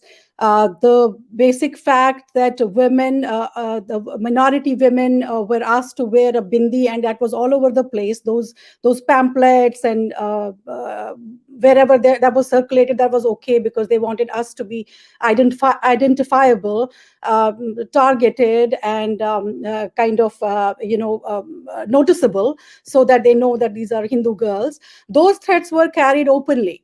So it's not that media wasn't active there. Media was active to the selective few, or the people that owned the state at that time, owned Kashmir at that time. For us, media was nowhere. So whether it was within J&K or outside of J&K, media was nowhere for us. You're muted. India had a massive there was a massive print media that existed in the country. There were dozens and dozens of English media. There were local language papers in all parts of the region. So the media did exist. There was a thriving print industry. There was Doordarshan, and there was even the start of what became the private TV industry, because I think, if anything, I saw a little bit of footage about the Kashmiri camps in something called News Track in those days, which was literally a video news story that was created and sent out on VHS tapes. But I want to talk about, again, it's been 31 years. Many of you have moved on. You are in different parts of the world. Life has moved on. Your families have moved on. But do you ever really move on from something like this? It is great that you are no longer in camps. You have all gone on to build careers, raise families. Some of you have children now in college. But you are still dealing with the impact of something like this. Amrita, I know you have, looks like you wanted to share something about your parents, I think. Well, I mean, it's very hard when you are a child to understand what's going on, but certainly when my parents had to start over, especially when they had newly constructed house in Srinagar and they didn't want to leave, and they had to deal with moving places and coming to Bangalore. That's where I grew up. And we lived in a very small, I wouldn't call it, it's called quarters. They're called quarters, and they're like 10 by 10 really. And for us, why it didn't make a difference as kids is because we were given that love that parents would give to a child. However, there are snippets of those times when you basically are like, this doesn't make sense, like, because my mom would, there was a mice who would bite her while she's doing dishes. And this was Bangalore, and she didn't know how to deal with mice or cockroaches, because I don't think they were really there in Kashmir. And and then she used to go to the vegetable vendors and say, can you just reduce the price, because we are refugees. And nobody knew about it. Nobody knew and we were in a place where the people didn't understand the language we were speaking. At that time, Bangaloreans really didn't speak Hindi, English, or such languages. They were in Kannada and stuff. So we had to adapt. But having said that, I think our community and my parents especially also, like, emphasize on education and emphasize on secularism in spite of what happened. I don't have bitterness against any other religion. I have a lot of friends who are Muslims, um, but we have to call the spade a spade, really, that what happened to us was because of what religion we were from, and that it happened because the Muslims wanted the state of Kashmir, Jammu Kashmir. So it also tells me, like, what other people have gone through, who have lost people in their family, like Swapna ji, who was earlier here. And thankfully we did not lose anybody in our house by a terrorist attack, but both my grandparents died of heart attack soon, within 6 months of the forced exodus in Jammu, my dad's side. And I want to just add to Ruchi's comment about the situation in the refugee camps, in the tents, while we didn't personally live there because we had like my dad's sister used to live in Jammu, so she gave us we could stay with her. But many of my mother's family members were in the tents, and I remember visiting them not just during the Exodus, but we used to go back during summer vacation to my grandmother's house, my mother's mom, um, in Jammu, where house as in a room, that's where they all used to live. My mamas, my uncles, aunts, everybody in that room, and we used to visit the tents in the summer vacation. And I remember using the bathroom in the refugee camps. I cannot forget that. There were this fat houseflies, and they were everywhere, and it was like it was so bad because they used to hit your faces. They used to hit your face, and you could hear like a din because there were so many houseflies in the bathroom, and it was a community bathroom, and it was hideous, and that scene has never left me. It's just very difficult because there are many snake bites and stuff that happen. But one thing is for sure, that the sense of community and the sense of value system that we had has not left us. Yeah, so I wanted to just also talk about that. I heard from many of you that your parents and many of you went through such horrific circumstances, but there was a lot of suppression of these stories. And I want to hear Shafalika ji's view on that, because this ties in with what I hear about PTSD trauma, things coming back to haunt people years, or in your case, decades after they suffered. And I would love to. Pushpita, I mean, you are right. I mean, things like that. You talked about moving on. So there is a physical moving on, and there's a psychological moving on. So physically, I guess we have all moved on. We live in different countries, but psychologically, there is no moving on, because before we move on, there have to be some things which we have to come to terms with, which we have never come to terms with. And when we talk about post-traumatic stress disorder, people think about major disasters like earthquakes and volcanoes and accidents and all that.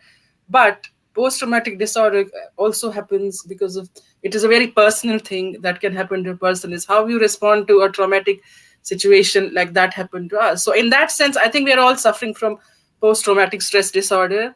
And, as a psychiatrist, I have trained in treating PTSD. And when I was doing my training, this thing came back to me, that our whole population, I think, is suffering from PTSD. Because one of the things is to come to term, which helps coming in terms with events, is you get a sense of closure. So as individuals, we have this thing that we are living in a safe world, and we are safe because we are living in a safe world. For us, that thing has been shattered forever, because we had a situation where we were not in a safe world, and we were very unsafe. And that is going to stay, at least with our generation, if not to the next generation.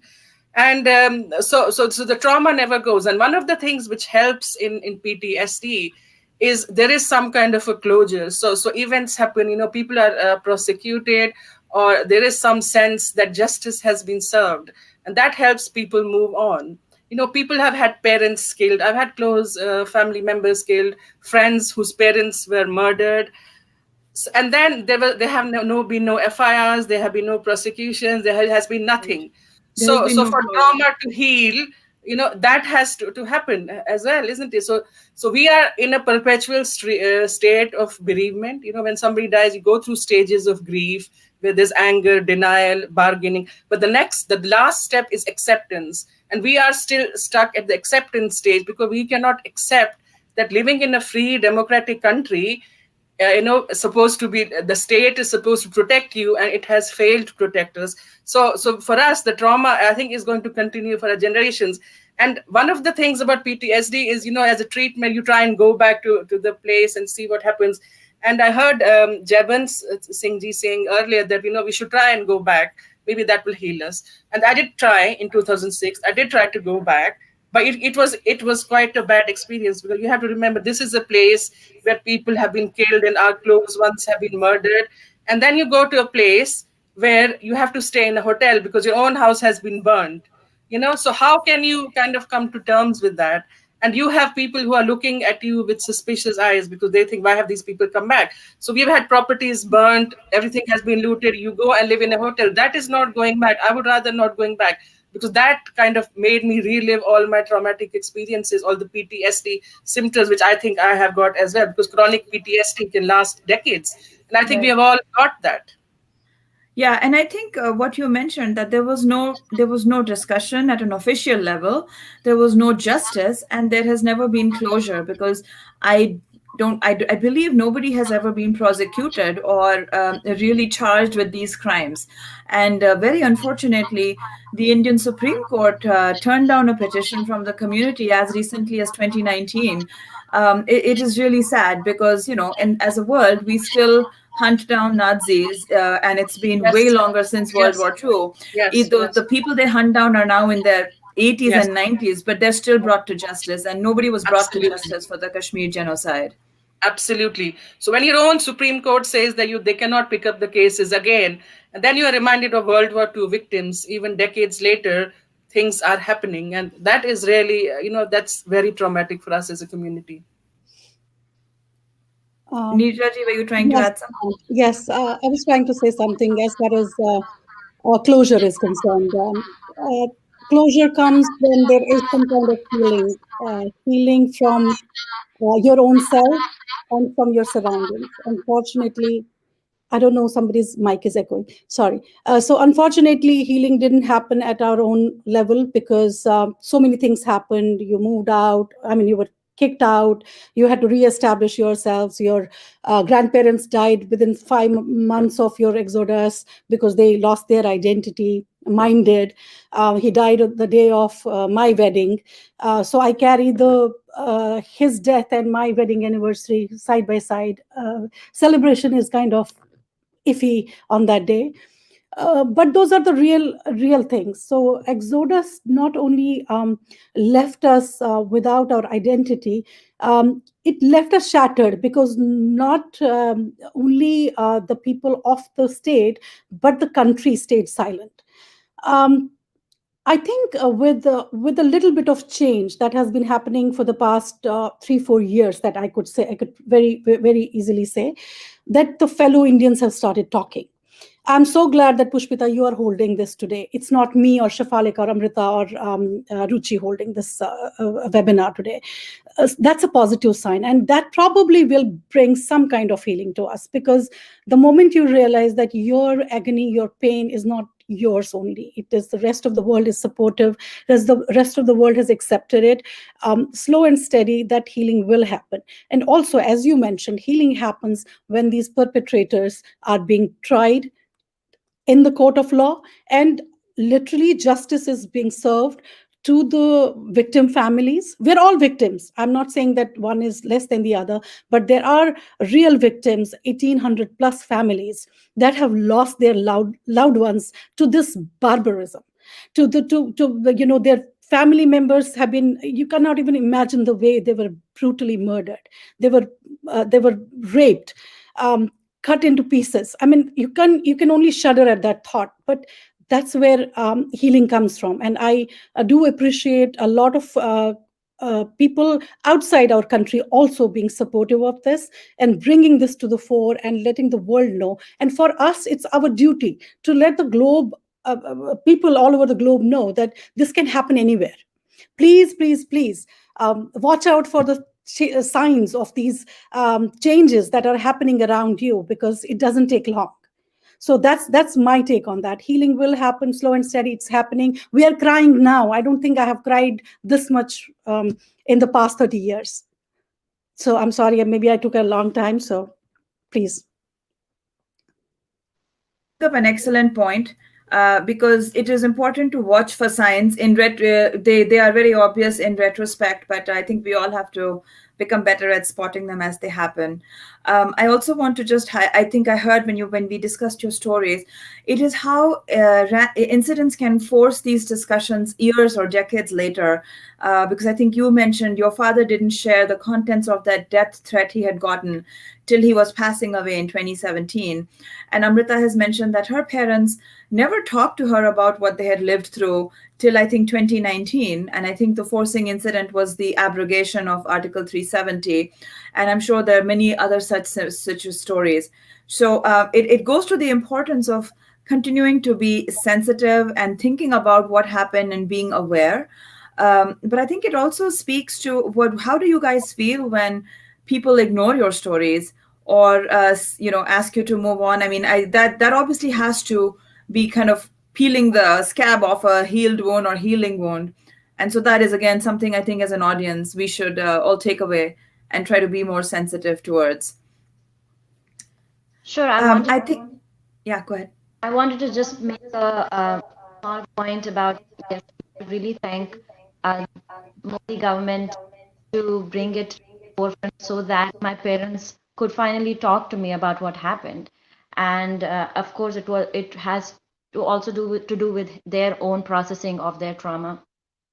But then certainly when people like you and let's say Jaibans Singh ji, who spoke that we should find justice and happiness in and move forward, there is also an important piece here that the Black Lives Matters movement reminded me of, and I thought that it was very touching and very cathartic for the Black community here when I saw a video where a gathering of Black community was invited, and the whites were apologizing to them, not because they personally wronged them, but they are aware that people of their color did wrong them in the past. So I think that kind of reconciliation has to happen from our Muslim neighbors, like we heard from Ruchi and Nirja ji, that we know that have wronged us in the past, even though right now they might or might not be bitter about it. But I think that needs to happen for us to be able to even consider thinking that the people who were our neighbors, whether we can trust them again or not. And of course, we have to also make sure that the justice is served for as far as the murders and the rapes and the loss of property and the forcible, the sale of property and stuff has happened, so that we can find our identity back in Kashmir. There is no moving on. There is moving back into Kashmir. Pushpita, you're on mute. Okay. Thank you for bringing that up. And I think, yeah, sure. One last point, Ruchi. Yeah.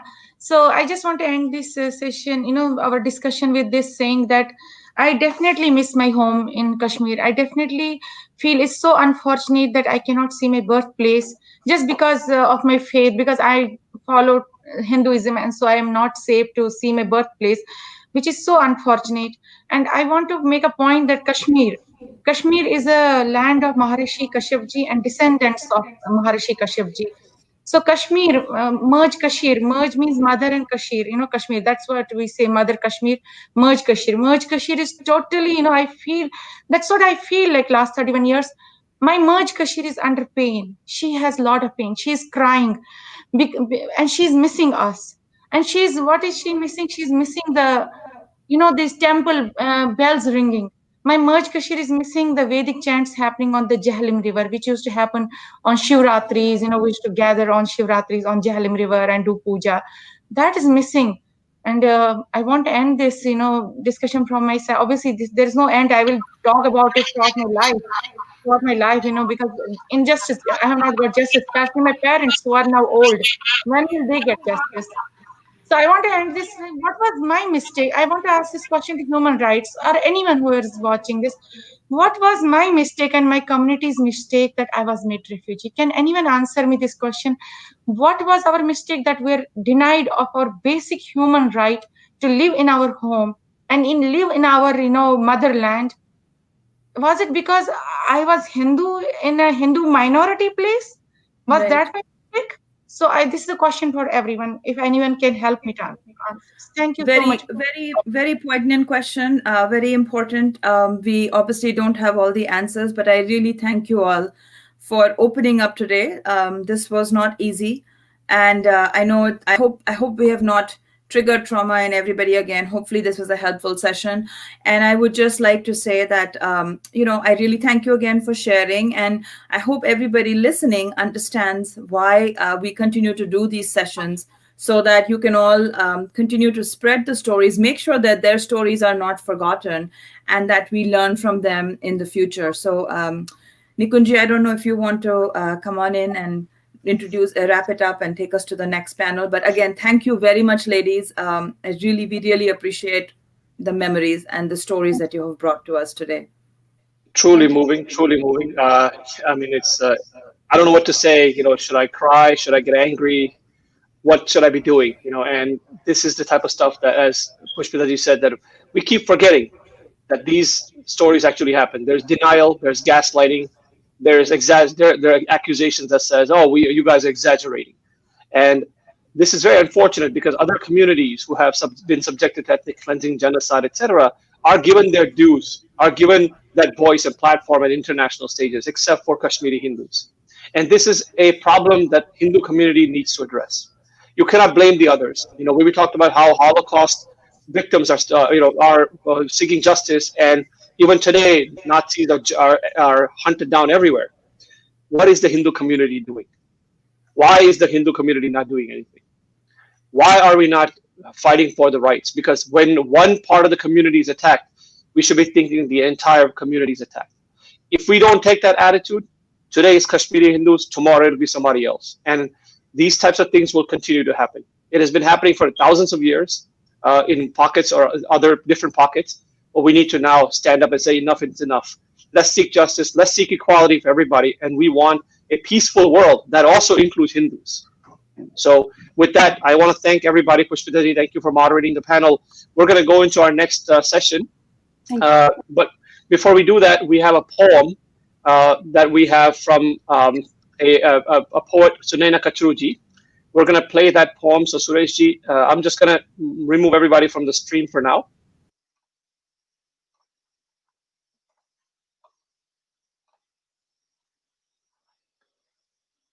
And Sureshji, please go ahead.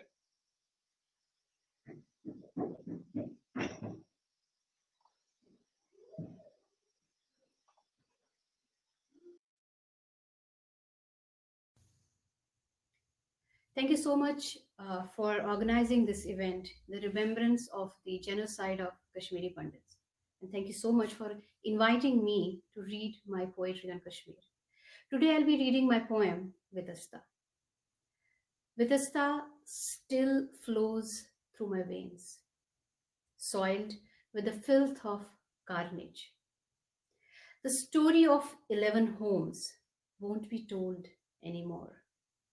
My saffron safa wearing ancestors couldn't call Ravi their own. A genocide forgotten, forgiven, sins written off. Kashmir is still alive in my nightmares. Its cure will be my death I dread. Our ashes resurrected every election. We are endangered but not protected. Soon our skins will be auctioned like the exotic wall hangings. Somewhere, Shamas Fakir will be singing our songs of a forgotten tribe called Kashmiri Pandits. But Vitasta still flows through my veins. Thank you.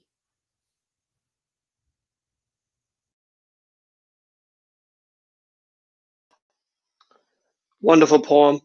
And I would like to invite Swapnati. And there is, I do not see Richard Ji back. Maybe we lost the stream. Give me 1 second.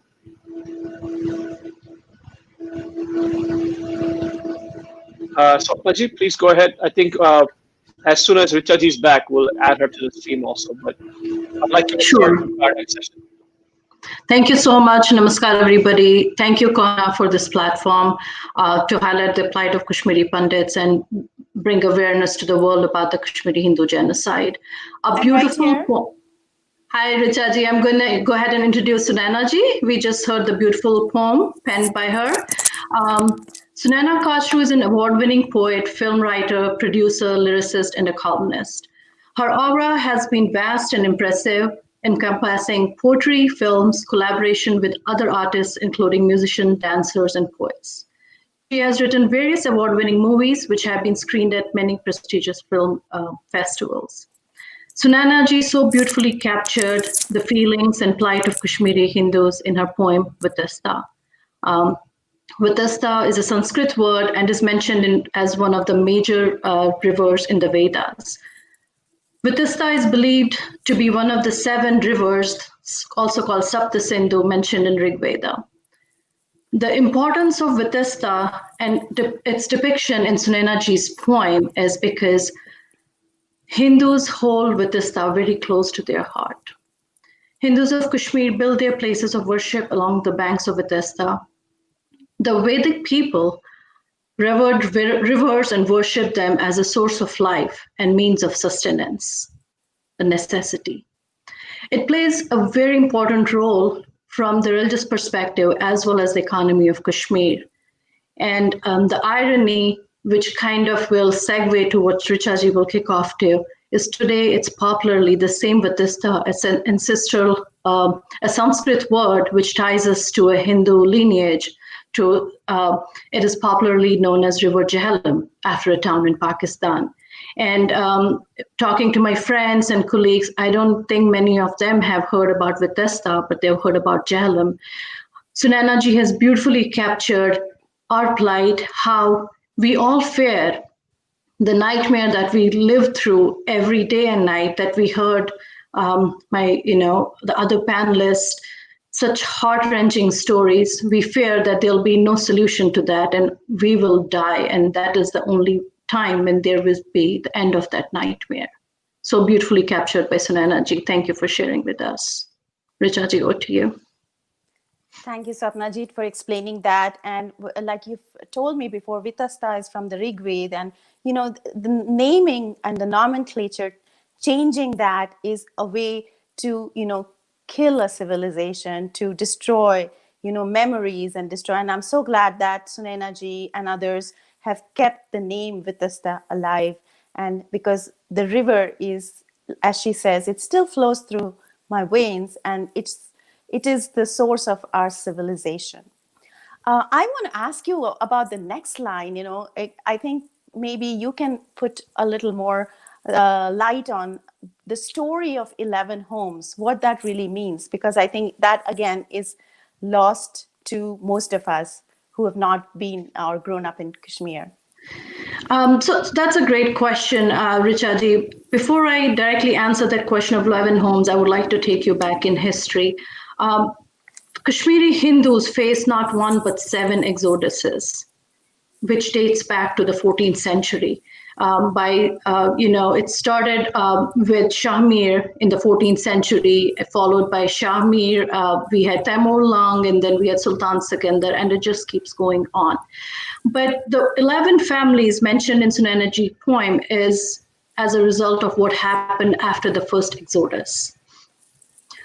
Through violent means, Shahmir converted many Kashmiri Hindus to Islam. They destroyed our temples and ruined our heritage. So, just to save their lives, Kashmiri Hindus fled the valley to different parts of the country, and only 11 Kashmiri Hindu families stayed back. So that is the 11 families that she mentioned. Them built again from that 11 families that were left behind, or maybe they just could not leave, whatever reasons known to them. But that is the relevance of 11 families mentioned by Sunaina ji in her poem. Thank you. So that is very interesting. Yes, we covered this a little bit earlier too, about the 7 exoduses. And it is good to know that, and remember that this is, it's an ongoing onslaught. It is not as if, it started. This seventh exodus was more stark because it was in independent India. It was after, the formation of UN and, all of these human rights that we speak about. And yet, this has not been acknowledged. It has not been heard about in the mainstream media as much as it should have been. I feel like as if, Sapna ji, first of all, I do want to mention to people who most of us know you very well, because of your activism, but you are also a survivor. You have been a Kashmiri refugee, and we've all grown up listening to stories, and your grandfather, Neelkant Ganju, was also martyred in the process of this whole traumatic period that Kashmir Valley faced, and, which we all faced, especially you as a part of his family have really, been through that trauma. I think one of the things that I think Nikunji has mentioned many times, and I think in the other panel that we just had, the refugee panel, we also heard that, our voices were not heard for a long time. We were still gathering our, and people feel like, oh, it's 31 years and now you're talking about it. So I want you to sort of tell us about that, the sort of pain that people go through, and expression was obviously happening, in some form, through art, through poetry. And today we are going to explore a lot of those, at least some of those poems, time permitted, as many as we can fit in. But I want you to tell me how you felt about the mainstream media ignoring this, about, also your experience with, how the government reacted. So can you cover that, please? Absolutely. And it also ties up with mainstream, let's forget the media, the general masses saying that where is this coming from now, 3+ decades later? Why were you silent so long? Did it actually really happen? What proof do you have? And never ending questions there. So my first response to those questions, why were we silent so long? I would like to ask the same question to people that, can you please tell me, what do you think, let's say a 40+ old woman with little kids whose husband was brutally murdered and thrown out of their home with bare minimum belongings, what should her priority be? Should it be, worrying about the safety of her kids, securing their future, making sure no harm comes to their family? And also very important, we have to realize the absence of social media in those times. We are not at the same level of social awareness.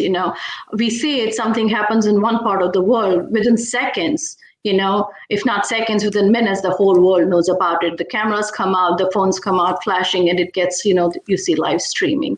So we did not have those resources. Plus our priorities were different. It was at that point a matter of survival. And it not only a matter of survival, and also the fact that we were in denial. We were not ready to accept. We heard our fellow, panelists from the refugee panel. It came as a shock to us. We were all in disbelief. We could not grasp the gravity of the situation for the longest possible time. It was very hard for us to absorb the fact that it was our own neighbors who did that. So you mentioned my grandfather, Neelkant Ganju. He also fell to the bullets of the Islamic terrorists on November 4th, 1989. For the longest time, when we knew that he was on the hit list and he was the target of Islamic terrorism, we kept pleading him that he should leave the valley.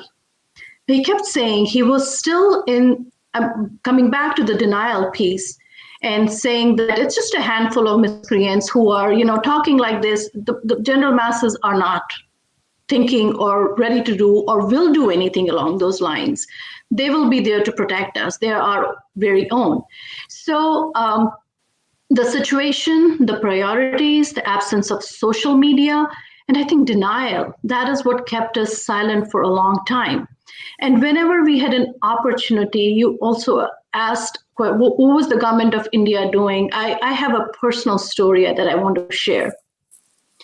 is after, this happened, 19 January happened, a lot of our, Kashmiri Hindus, brothers and sisters left in the middle of the dark night or whenever they could, leaving everything behind to different parts of the country, again, based on their resources.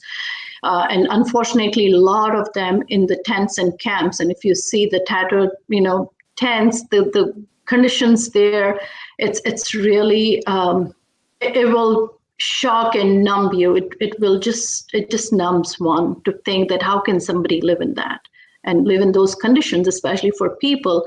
I think Amrita or Ruchi mentioned coming from, the pleasant weather where the highest temperature you see is 20 degrees, 23. I've never heard about a cooler or an AC or all of a sudden in direct sun at 40 plus degrees. So being a direct victim, because my Nanaji had succumbed to the bullets of the terrorists, I was very active. And I was in my early 20s. It was like Khoon khol raha tha. I just wanted to do something because there was no acknowledgement. There were no police reports. There was no follow-up by the government. My Nanaji was a session court judge. So he was part of the legal system, and I'm thinking that he is part of the legal system. He is somebody who is part of the infrastructure of the government. They at least there would be some media. They're talking about it. Why did it happen?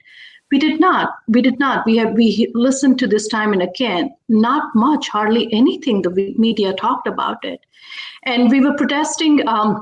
And those, blistering heat out in the streets of Delhi, the group of Kashmiri Hindus, we were just protesting, trying to bring government of India's attention to the plight of Kashmiri Hindus who had fled their valleys, were, killed, brutally raped, tortured, and, unimaginable atrocities that were committed on them. So one day we just were there for multiple days, and one day somebody comes out and says, okay, the Prime Minister of India, then Mr. VP Singh, wants to meet a delegation. He wants to talk to you guys. And here we are, finally, our prayers are being heard, we are getting attention, so we'll go in and we'll talk about, we need acknowledgement that our people have been killed, they are being tortured. We need better living conditions for our community members living under these inhuman conditions in the tents. So it was a group of 5 people, and I just happened to be one of them. And we are going in full Josh, going in talk. We're like, we are going to talk about it today. Let's find out what they are saying. And to my utter disbelief and disappointment, we walk in, we sit there, we waiting for Prime Minister VP Singh to come in, and very casually, namaste. So who are you guys? What is this delegation about? So we are like, we are Kashmiri Pandits, we are Kashmiri Hindus. And he's like, so, and why are you here? And one of us said, we are here to bring to your attention the plight of Kashmiri Hindus and how we have been driven out of our homes. We are being killed because of terrorism led by, jihadis and Islam and supported by across the border. And it's like, oh, Kashmir mein kya ho raha hai? And at that point, we were all looking at each other. It's like, we were not able to understand, was it that he really did not know about it, or was it that what was happening to us did not really mean anything and they were not paying attention to it? So long story short, nothing happened, Richaji. Nothing happened. Right. And Right. we started, and they started questioning, what's happening there? Really? And that's what the role of government of India played. That's the role that media played. Right. There was no capture. Nobody was talking about it. Yeah, absolutely. No, not only were they not talking about it, like you said, there was a denial from the state government that existed at that time. And the national government even did not acknowledge it. And I remember Farooq Abdullah, who was then, I think he was leading the government there in the state, and he blamed everything on Jagmohan, who was the governor. And the narrative that was blasted in the media, for example, Barkadat, I remember very clearly saying that because the KP or the Kashmiri Hindus were an elite class, there was an uprising, which was, absolute false narrative. And then, of course, if I read Wikipedia, even today, it says that the Kashmiri Pandits or the Kashmiri Hindus left they left the valley. It never says that, they were forced to leave or there was an ethnic cleansing. There is a sort of polishing over, or, just that is the narrative that is going on. And before we go into the fact that, okay, why were the Kashmiri voices not heard, I do want to bring up one of the poems that we selected, Sapnaji. So if I may just interrupt you real quick, because it's very relevant as of today, the 24th of January, and I want to, talk about it. You absolutely said the involvement or the role of media when it comes to what happened to Kashmiri Pandits. Their role, I would say, is next to none. And unfortunately, media, our own, back home, and especially Western media like Washington Post, New York Post, they have been indulging in spreading false narratives for forever, as long as I could think. And the voices of victims have been subjugated all along. And the reason I want to say this and wanted to mention this, and I want to hold this paper here, believe it or not, it is an article from the Baltimore Sun from today. And the title is No Tourists and Little Hope. So I only came to know about this article when one of my husband's colleagues sent a text this morning saying, hey, by the way, did you see there's an article on Kashmir there? And I said, okay, good. So we ran, we bought the paper and I'm reading it. And as expected, it's a one-sided story. It's only talking about there's no mention of Kashmiri Hindus. And it's all they're talking about what happened to Kashmiri Muslims. Once again, no mention of Kashmiri Hindus, what happened to us, as if we never existed in the history of Kashmir. Going back to media and what the role they are playing. So it's very important. Thankful for CoHNA and everybody who's speaking up now. It's as detrimental and negative impact of false narratives is on our history, on our mere existence. Equally detrimental is the one-sided story. So we have to talk about it. We have to talk about it. Sorry, I interrupt. I just wanted to bring that. That was fresh as today. Absolutely. So thank you so much for highlighting the fact that, the mainstream media in the United States, where we live today, which is supposed to be a sanctuary place for immigrants. And, but when you look at the kind of narrative that is one-sided and lopsided, where the media is supposed to really portray, a lot more integrity, I would say, we find that that's not actually happening, right? And then so I think it is a good segue into the movie that was, from the Indian side. If you see, till now it was like, okay, there has been no real narration of that whole story, because when people in the mainstream deny it, like Aarti Tikku, I was listening to Aarti Tikku the other day, and she said, we used to start doubting ourselves that are we overreacting?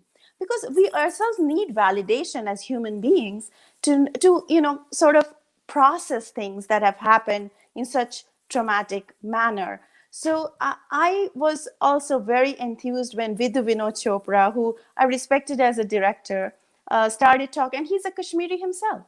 He started talking about a movie called Shikara that but I think there was a lot of disappointment when that movie came out, and, the way it was sort of marketed and the way it actually panned out to be. Maybe, Swapnaji, you should share some of your thoughts on that. Did you even see the movie, first of all?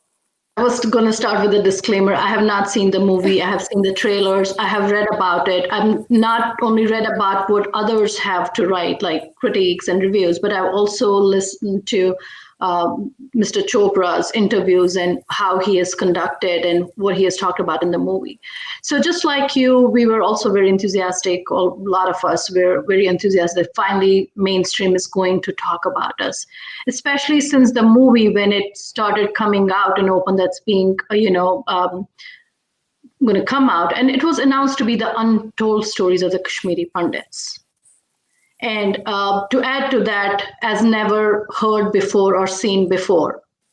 And all of a sudden, I think I may not have the exact timeline, but I want to say that a day before the release, all of a sudden, when you go to IMDb reviews and things like that, it said it's a timeless love story in the worst of times.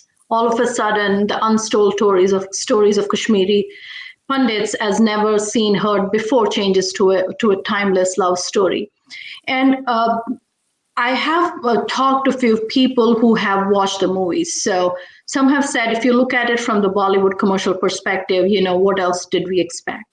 But also my problem with this movie is where the lead role, is he attributes, he goes and on the deathbed of his friend, he goes and he consoles, and there's no anger in his grief, even when he knows that he was a militant.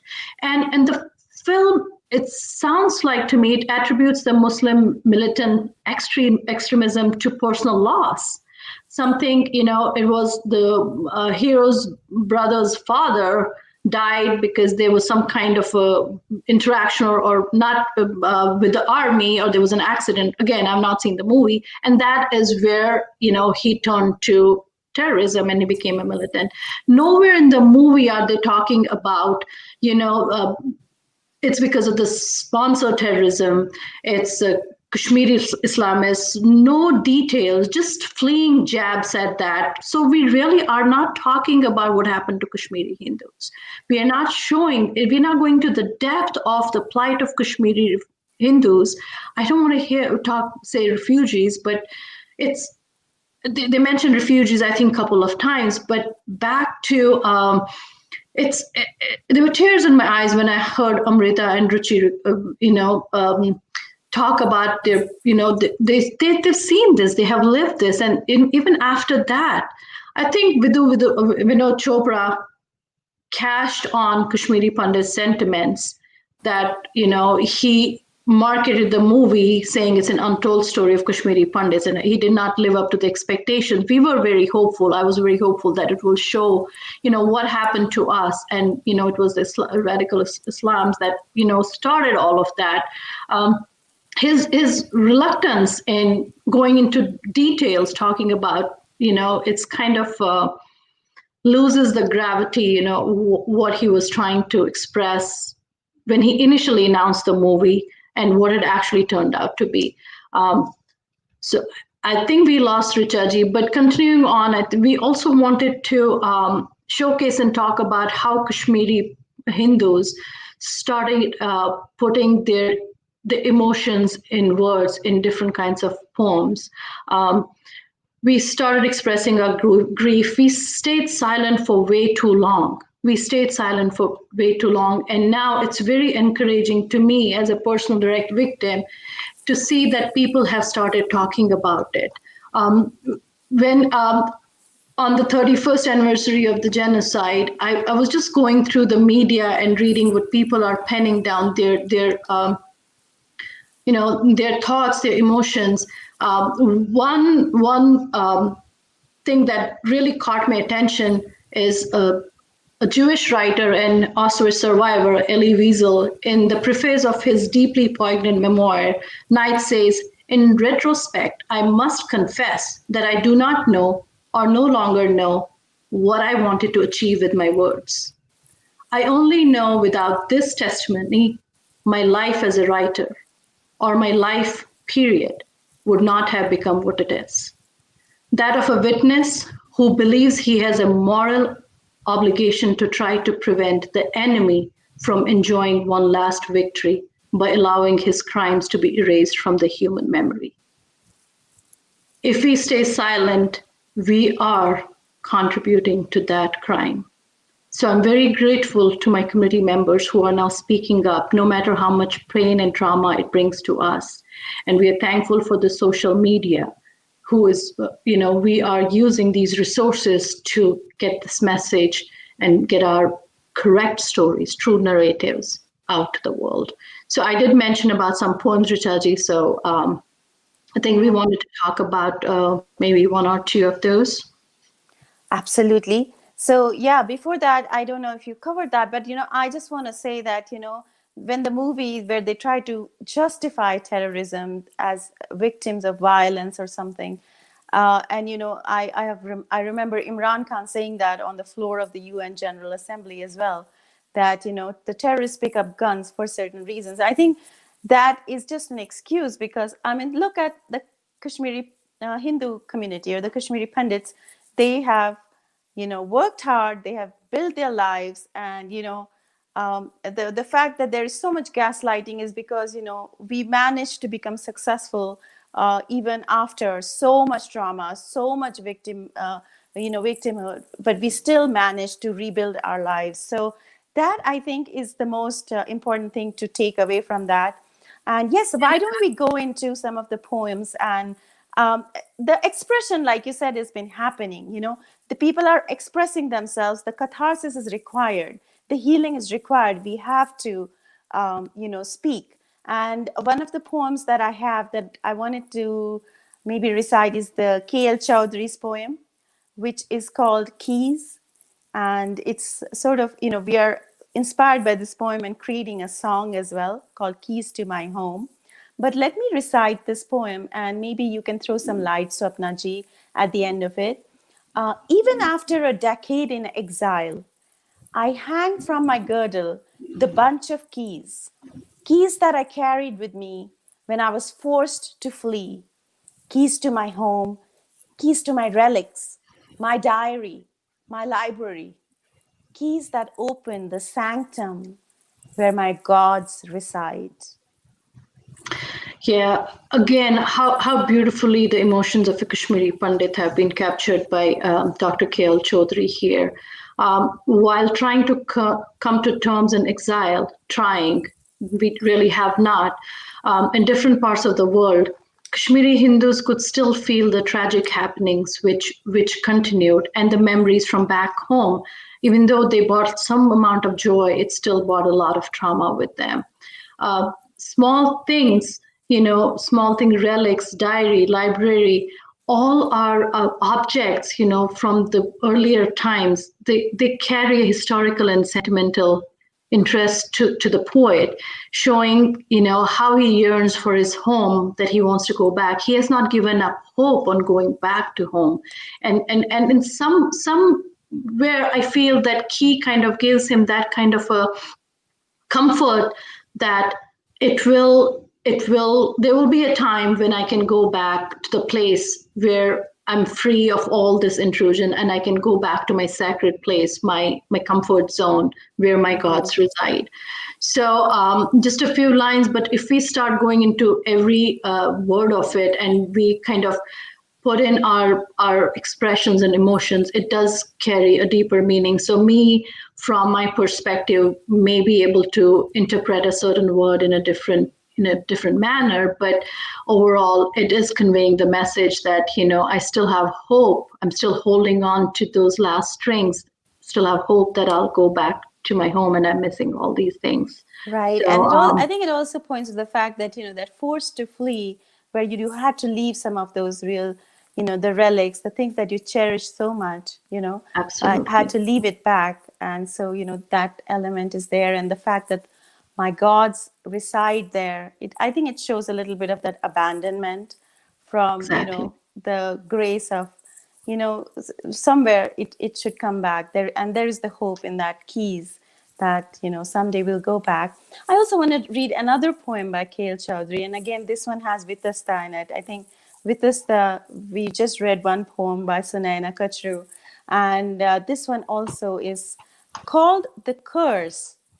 That mighty river of life, the Vitasta, now a foul gutter, her bosom laid bare and unable to hide the secrets of broken bones and crooked skeletons of her once daughters and sons.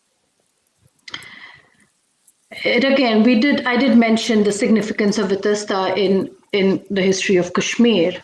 Kashmiri Pandits hold Vitasta very close to them. It has a major role to play. And it's, again, I do get very emotional when I read these poems is just saying that how much pain and agony is hidden in there. That Vitista is supposed to be a sacred, pure river that at one time, which flowed through the stretch, and now it has become a foul gutter. You know, it's what has it come to? It's trying to convey the message of there are so many secrets, even such vast, and the magnitude of Vitista is not able to hold those secrets in it. There are, you know, crooked bones that were once her own kids, her own sons and daughters, and it has become their graveyard, a sacred place for us that we used to worship. There are some lines that follow these which kind of talk more about our plight, but all these poems that we read and that we have seen people recite all talk about our plight, how we as an individual and we as a community, the atrocities were committed on us, which should be acknowledged as genocide, and that is still being denied. We're still being asked what happened to us. There are so many emotions that come to one when you go back and think about the times and what happened to you. But I just wanted to talk about a couple of things before I think we have one more poem, is the unfortunate thing is where the perpetrator is being portrayed as a victim, and the true victims, their existence is not even being acknowledged. What happened to us has not even been acknowledged. Justice delayed is justice denied, and it is. We are on the wrong side of the equation. It has happened to us. We have to speak, we have to express ourselves through different forms of art by talking about it, no matter how much pain and trauma it brings to us, recollecting all those nights, all those horrific nights and what happened to us. We have to talk about it. It just overwhelms me, Richa.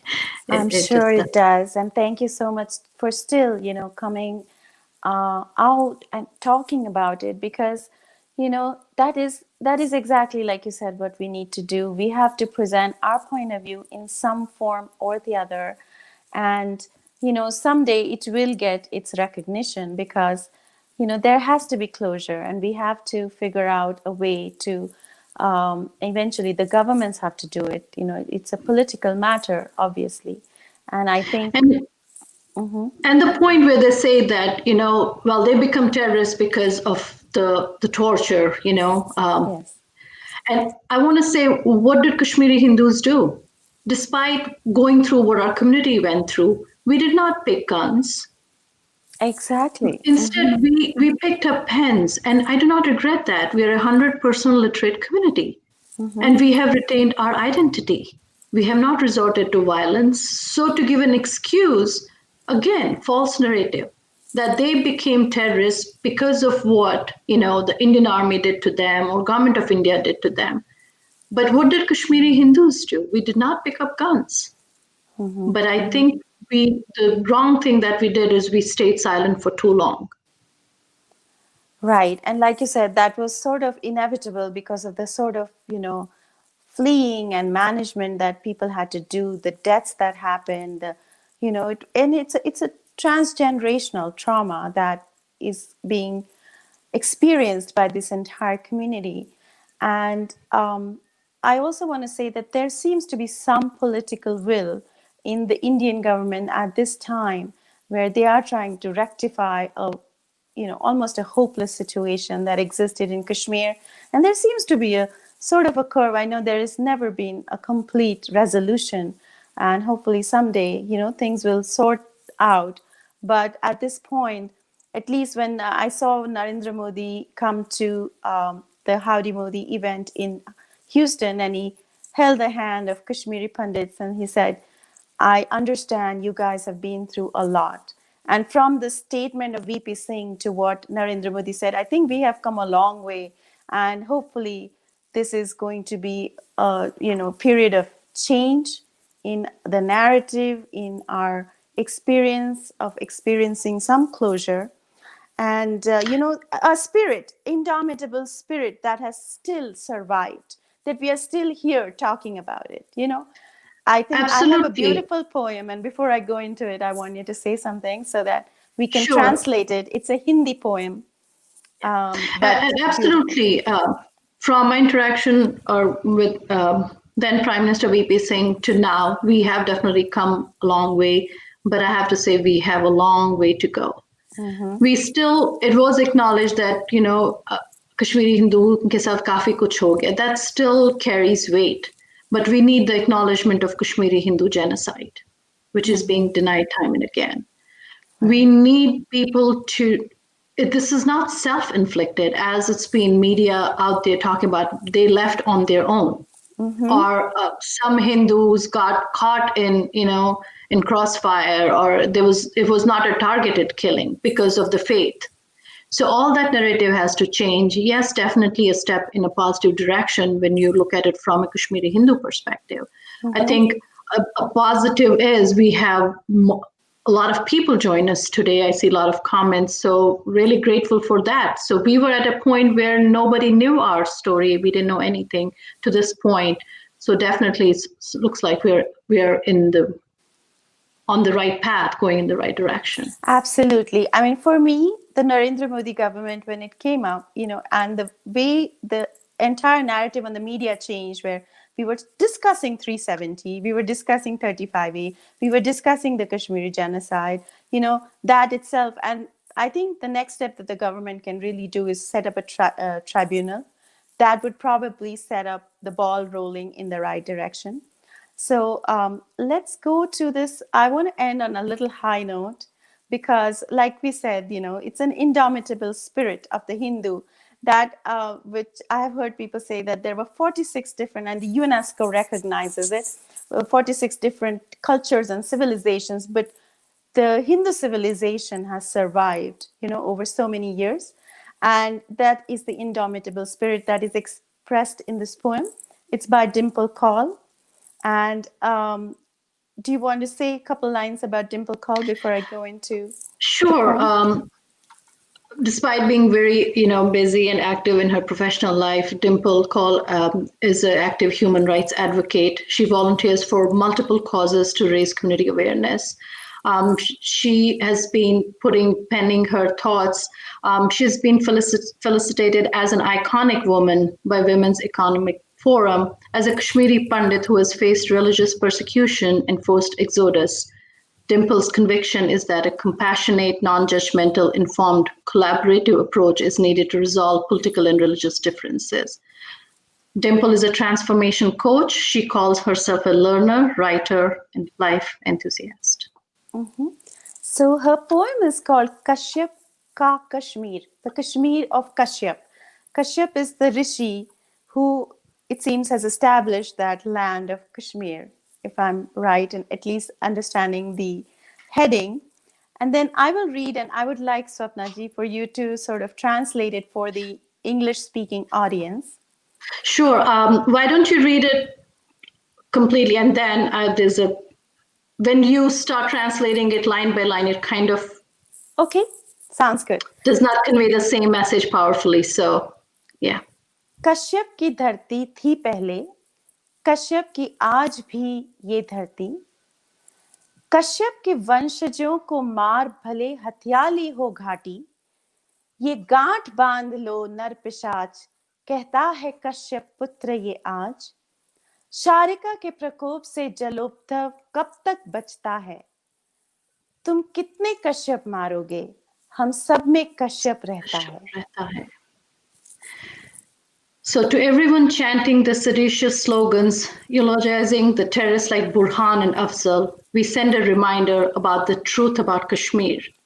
The Rashwar, land of seers, has been and shall always remain the valley of Rishi Kashyap. Perpetrating a planned genocide against the descendants of Rishi Kashyap will not change the history of Kashmir. Her Sanatan roots are imprinted in every corner of the land. The lakes hold within their hearts their truth, and the hills echo the same.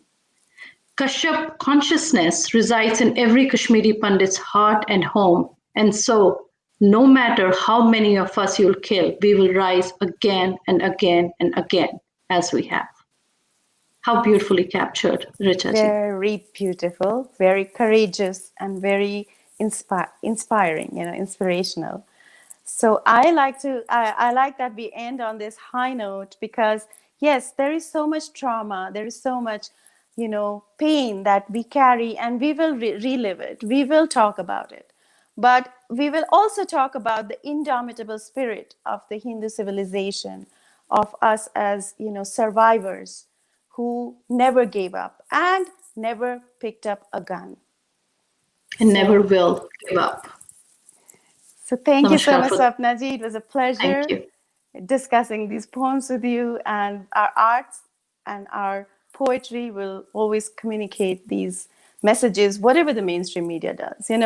We will have our own voice, the Absolutely. subaltern voice. So Thank you. Thank you so much. And here we end our session. I don't know if Nikunji is here, but I would like to just close the session and thank everybody who watched, everybody who sent their comments and their questions. Thank you. Namaste. Namaskar.